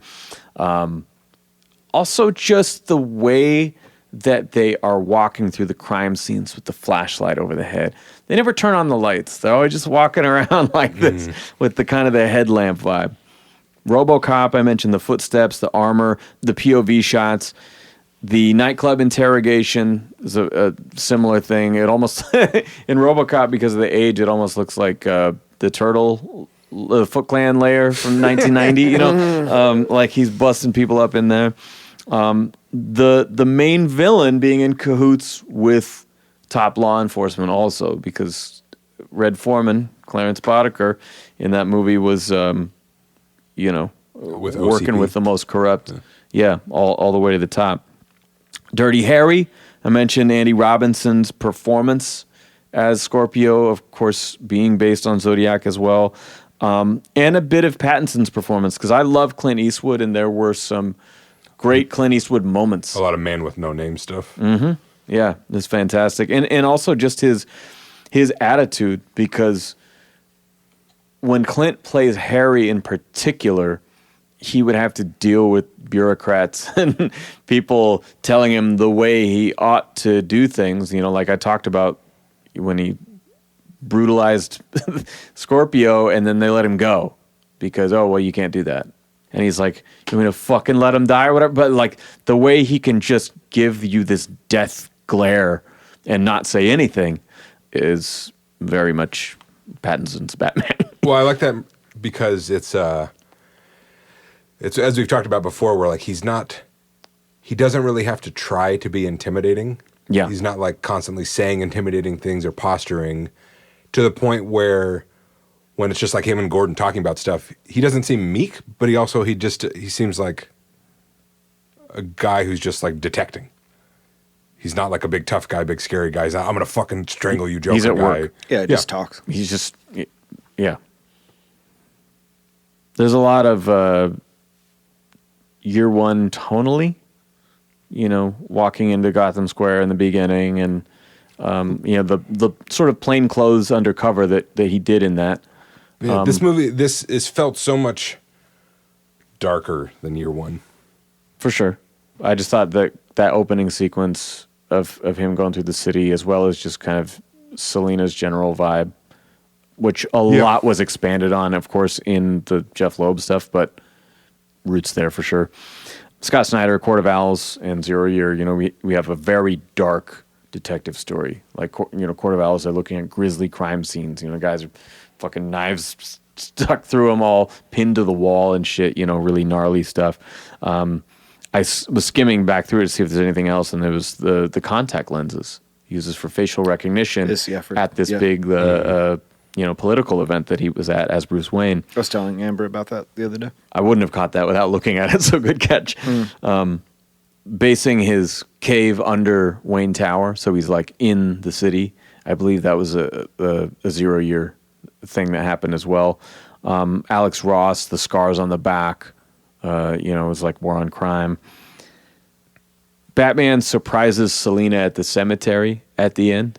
It wasn't super clear that they came together. It sort of seemed like he appeared there, which was... He did, because she's like, Jesus! Yeah, to me reminiscent of Andrea Beaumont in Phantasm, because they kept running into each other in the cemetery, surprising each other.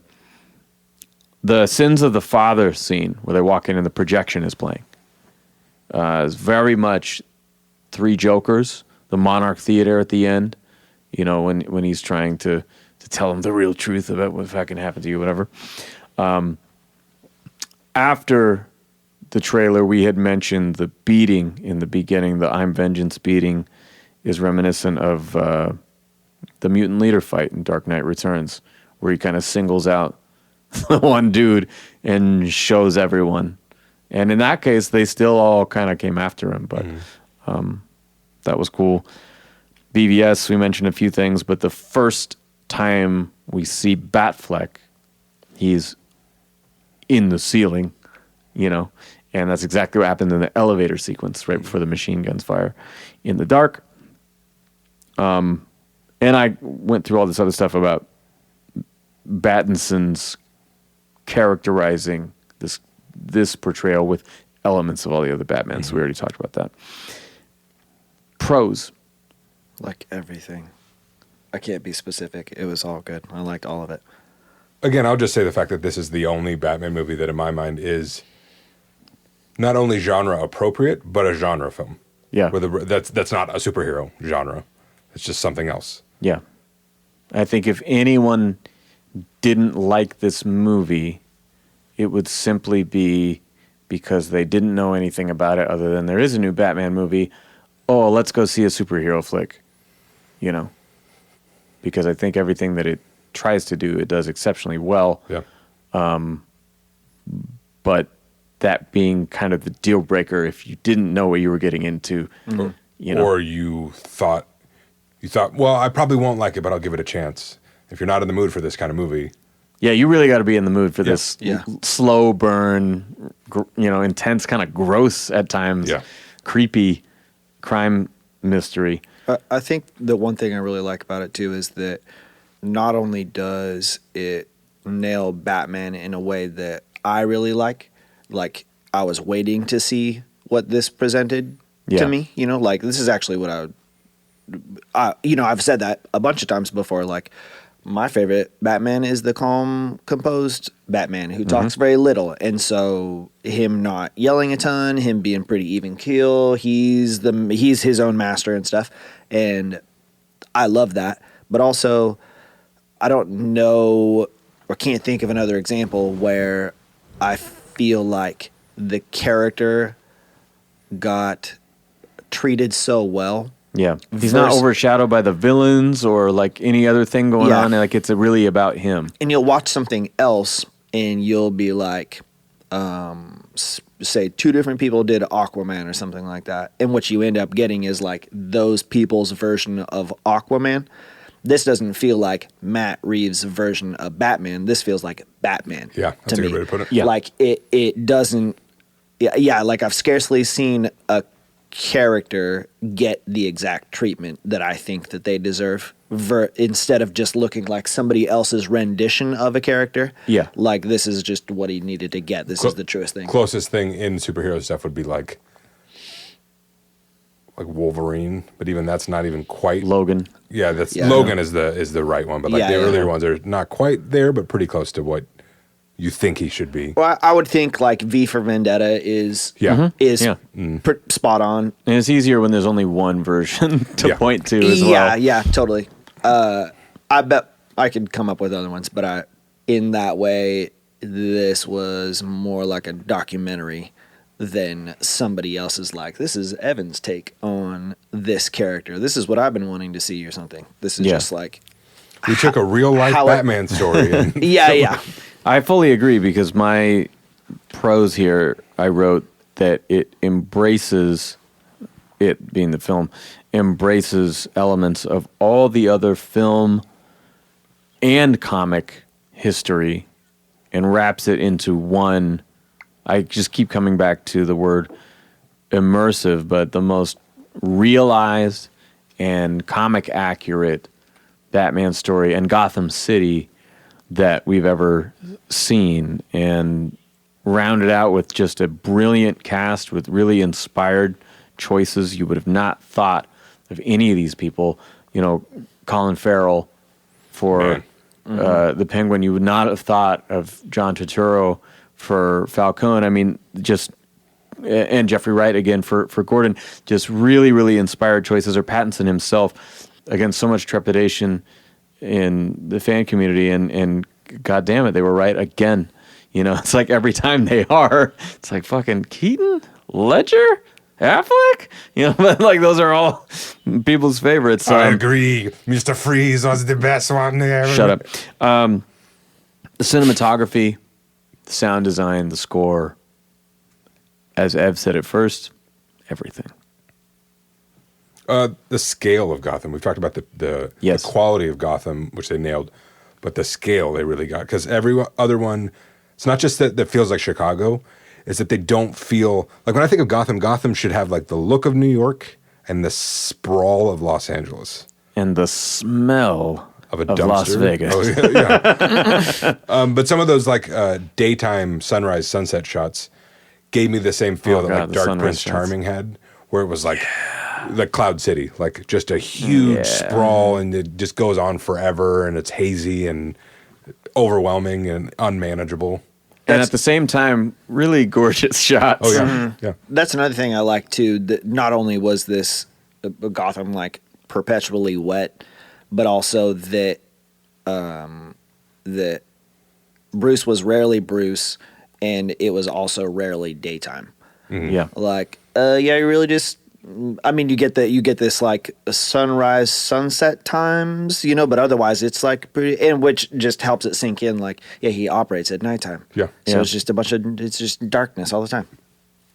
I think that's a good segue to cons, because I'll put that, as I mentioned, I struggled to see Bruce Wayne in this. You know, the first viewing was kind of odd, I guess, watching his scenes as Bruce. Not like in the cave, cowl off Batman. We've talked about like, okay, that's the real dude. Mm-hmm. If you see him with the cowl off, but he's in the cave, that's still the real dude, right? Yeah. But outside of that, it wasn't until repeat viewings where that sunk in for me. So I sort of put that as a con, just if I were to casually watch it the first time. But then after that, it's not even a thing. And that was still such a pro to me, because it was well done. I've just seen enough Bruce Wayne that, and I don't mind Bruce Wayne stories, but every live action movie seems to have that as some kind of like major plot point or point of conflict or something of like the relationship between Batman and Bruce Wayne. Well, and that's honestly from the beginning. That's what Keaton said. He said, I wasn't interested in the superhero. I was interested in what would make somebody do that, you know. And so is the same thing with Nolan going back to reboot it. They've hit enough. They have. I believe in the character enough and the quality of the writing that you can make a story about the less interesting part, the superhero, and make it exciting and good. Because that's the escapism. That's a novelty. It's not just like, oh yeah, we're all conflicted and dual. No, it's like, no, I want to be tough superhero guy who saves the day and like does things that nobody actually can do. That's the fun escapism also. Yeah, and really the only other things I had were the too many cats line I thought could work just fine with Selina on her own, and then the Arkham scene really being the only actual significant blemish on a perfect story.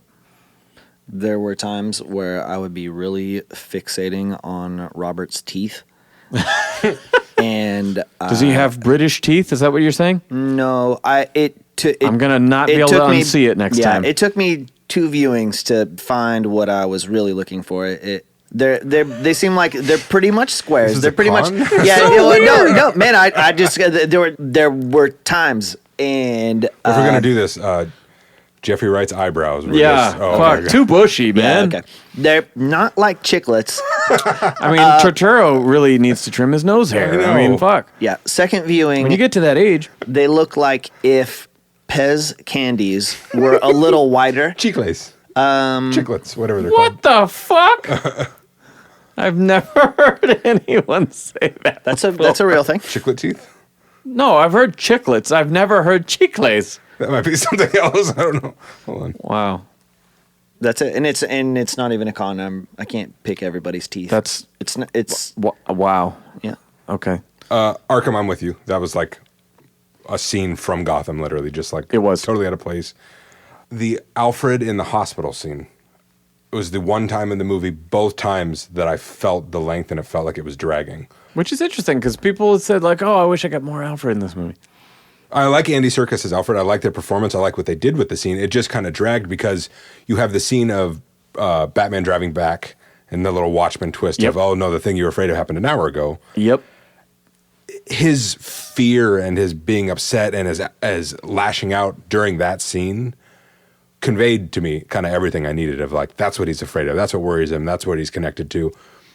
And then so in the hospital scene, it was so long because it had to tie that loose end up, had to reiterate all that of Alfred saying his whole piece about the whole thing, and then Bruce saying, well, you know, I thought I wasn't afraid of anything, but it turns out that's what I'm afraid of. It's losing someone, which is a very Batman thing. Like, that's why he doesn't have people, but he slowly gets proteges and all those people. Yeah.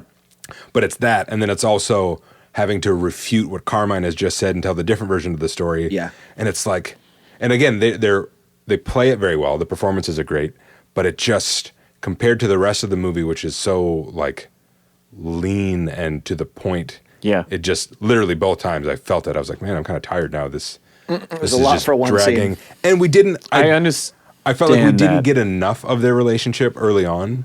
Like, we know the characters, so we can take that with us into it. Mm-hmm. And again, you see it in the drive when you see Alfred throwing the bomb and Batman freaking out. You see it there. Yeah. But I didn't see enough of these two in this movie interacting to get any sort of like resolution or relief seeing them have this heart-to-heart in the hospital room. That's true. Because I didn't have enough before it. Yeah, that makes sense. And then I think the other con was that explosion. I feel like his face should have been blown off. Even though in the second viewing I saw he put his hands up, I think explosions still will like melt your face. Yeah, I was surprised he probably didn't reach have you. he didn't have any sort of burn mark or shrapnel or yeah, and all they anything. had to do was like just show him turn or something. And so he takes it right in the face. Pull the cape up. Pull the Yeah, cape yeah, up. some- There you go. Yeah. All right. The Ben Polanski patented trifecta. This is great. Detective. I mean, It's the entirety of the movie. It was going to be the kitty cat line, but you pooped all over it. What? My number one was going to be like, got a lot of he's cats. incredibly He's so observant. He noticed perceptive. how many, but you. I noticed you have Oh, more than got the it, got average it. amount of cats. I was like, what, are you still on cons? Oh, I don't know if it's a con or not. It's just when he does the Batman vanish in the orphanage, and then the scene hangs for a moment, and then Gordon goes, "Hey, man," or something like that. I like that. It's funny, but it's also maybe unnecessary. It was the only time he did a vanishing act on Gordon. You got to have it in there once. Yeah, but I don't know that he needed to go, dude, that's not cool. I mean, that's kind of his characterization, though. He has his guard down around Batman. Sure. You're getting a little bit of James and not, Lieutenant Gordon. I wrote that he determines the type of wound on the victim's hand in the very beginning, where Or that they it see was the severed pre-mortem, thumb. not post-mortem. Exactly. And watching him move about the room and the forensic photographer take note of what he's seeing, and that's not shit that she was seeing, And, again, him following Selena and really just putting in the groundwork that we don't get to see most of the time. Also, the code breaking, the cipher breaking, discovering the clues with the black light. And answering every riddle. He knows it on the That's such a nice spot. touch. Because that's like how Batman is in the comics. Or on all the Riddler episodes on the animated series, man, we would see him just fucking outsmart him at every turn. Yeah.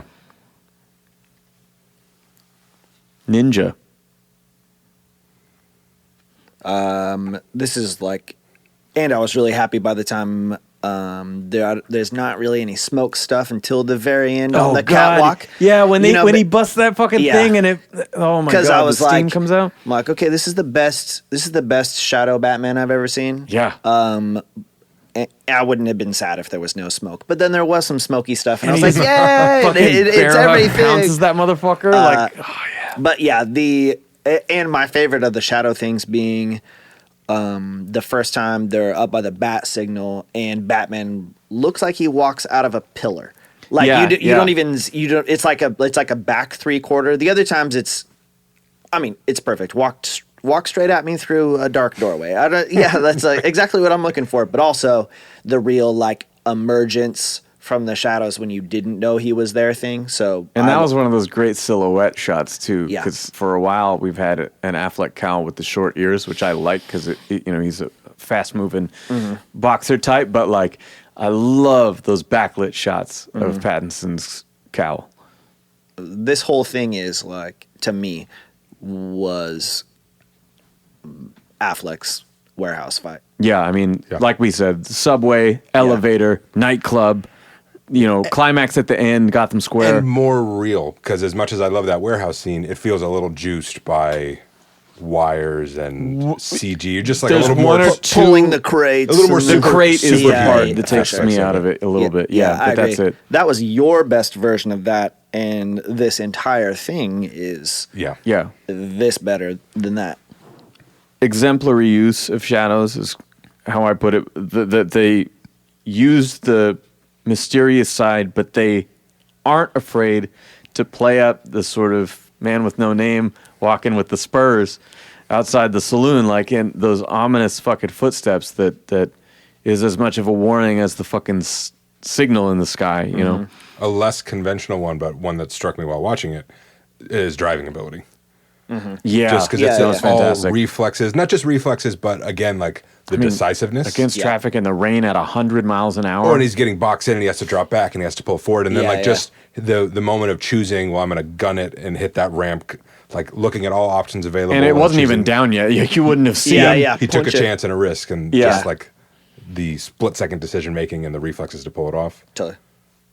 The last thing on the footsteps, I noticed after the third time that they pick and choose the weight of his steps depending on the type of scene that he's in, though. Because if he's walking into a crime scene or something, you can hear it. But then if he's just talking to Gordon, it's like regular shoes. I'm like, who's doing the Foley for this? Did they tell you to do this? I like after Penguin wrecks the car that his whole walk up is upside down from Penguin's upside down That head perspective. That shot was amazing, but now that you bring it up, I'm reminded of just a quick cut that I would make. I thought it was weird that they ended that with him like bending all the way down and contorting his head to just look at him. Like, I thought it should just cut from when his upside down feet get there to Penguin up against the wall, you know? I thought it was fine, but I was very happy that he didn't say something. Hey, idiot. Yeah, yeah. to stop you.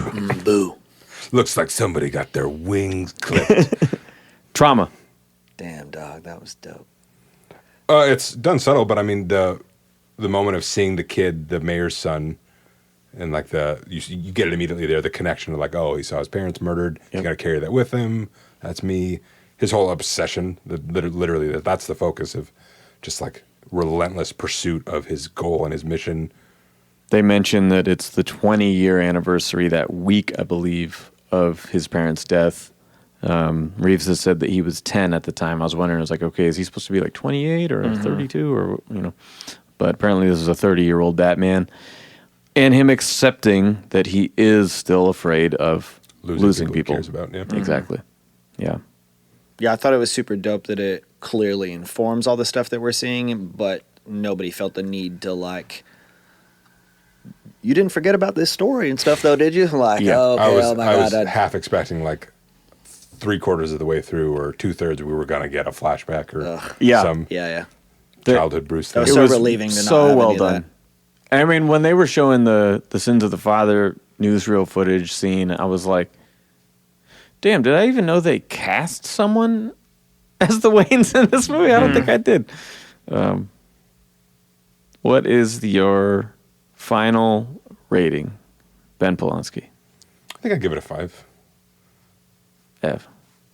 Is that how we do? We go to 5? I can't even remember. 5 is the best. It's a 5 scale. Yeah, 5.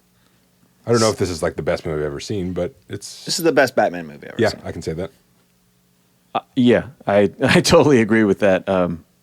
When we were leaving our first showing, I'm asking Ange, I'm a lot more talkative after a movie. So I'm asking her, More talkative what do than you think? normal? Well, I mean, than her, who has much. I was like, whoa. She will say, it's good. Yeah. That's her entire review of a movie. Mm-hmm. And so with this one, I asked, what did you think? And she says, it's great. I'm like, oh, wow. That's great. That's an upgrade, right? Oh my God.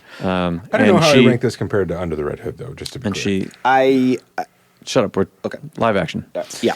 Anyway, she asked me like 3 different times as we're walking out, we're getting into the car, we're starting to drive away, and I'm just like processing. Because again, all the way from when this was supposed to be, it was rumored to be a phenomenal Ben Affleck wrote, starred, and directed project that everyone was saying like, oh my God, you guys aren't going to believe how good this is, to then, him not directing, to then him not starring in it, to, Reeves saying, I need full script control. You need to throw that fucking thing away if I'm going to, he walked over the script. Like, no, I need to write my own shit. Okay.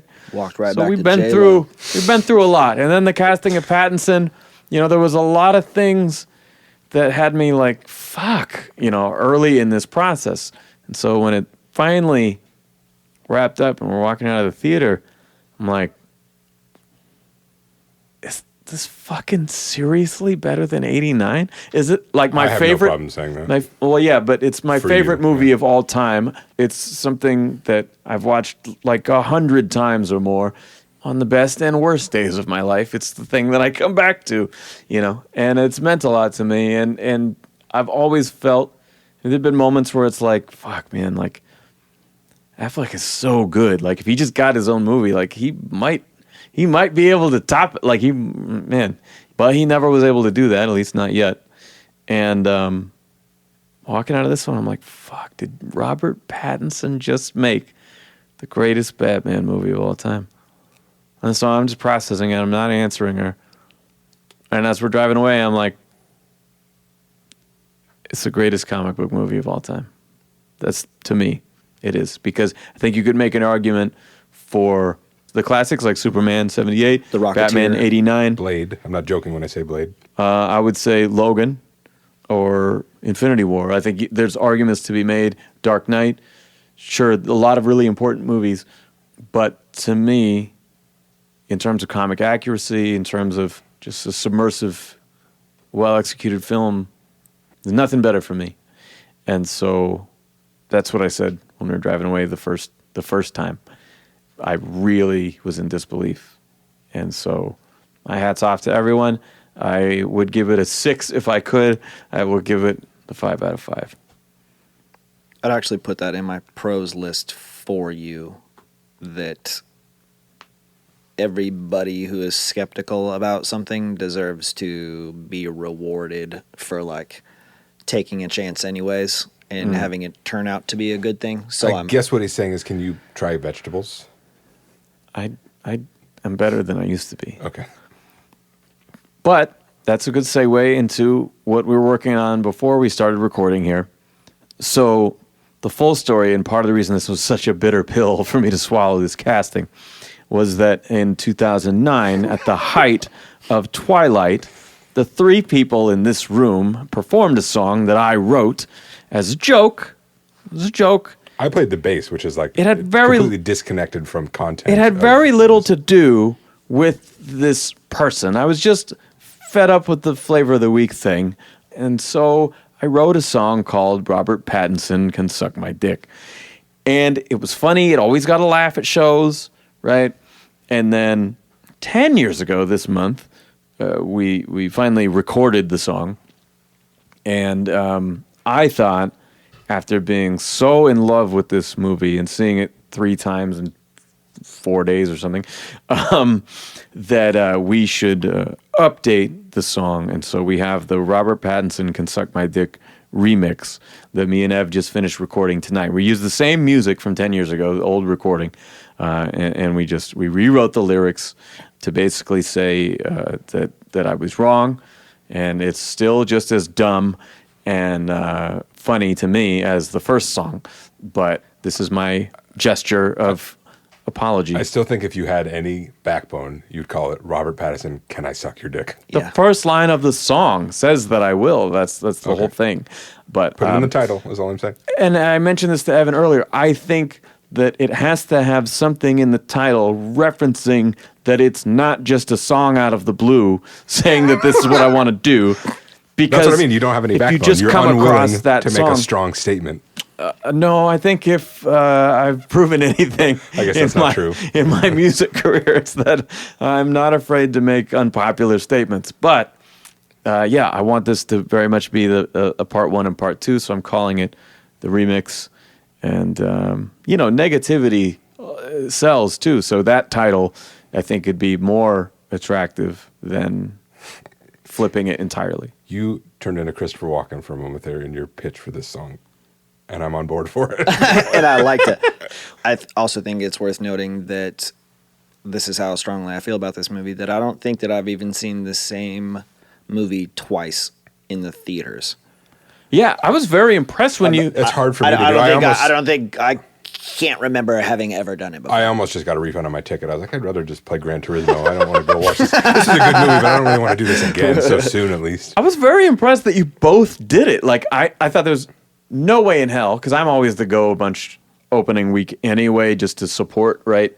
I mean, I saw Justice League 3 times in the theater, the bad one. It's 9 hours of your life. Well, yeah, and I regretted on the nights in between, because I went every other day, I was really bummed that I wasn't watching it at the time. So, like, when I left the first night, I was like, oh my God, this is the best one. Like, it's right? Like, it's the best one. It's undeniable.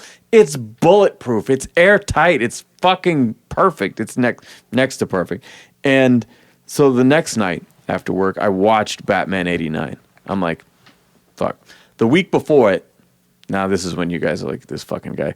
The week before the movie came out, I watched the entire Dark Knight trilogy, right?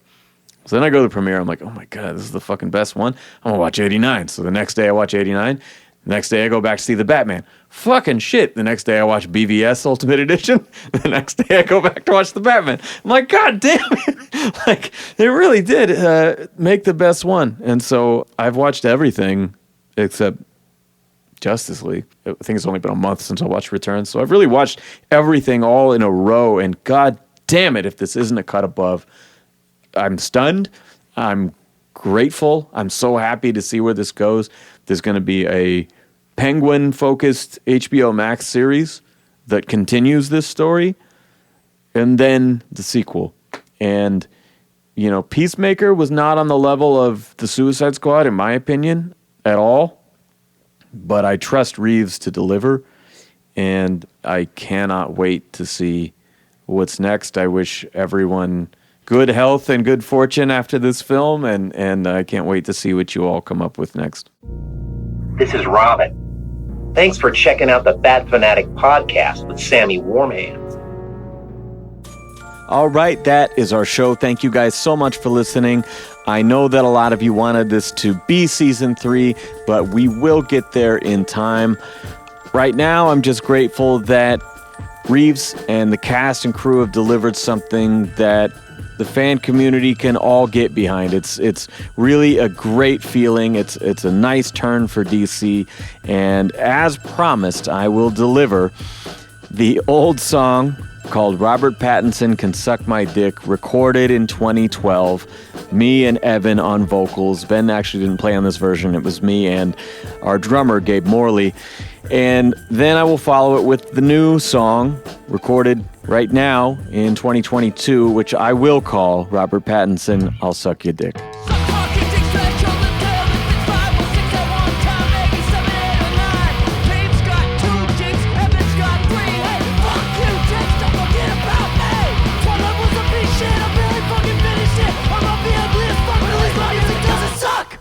See, I'm making fun of myself as much as I'm making fun of him by saying at least my music doesn't suck. Shitty, dumb song anyway.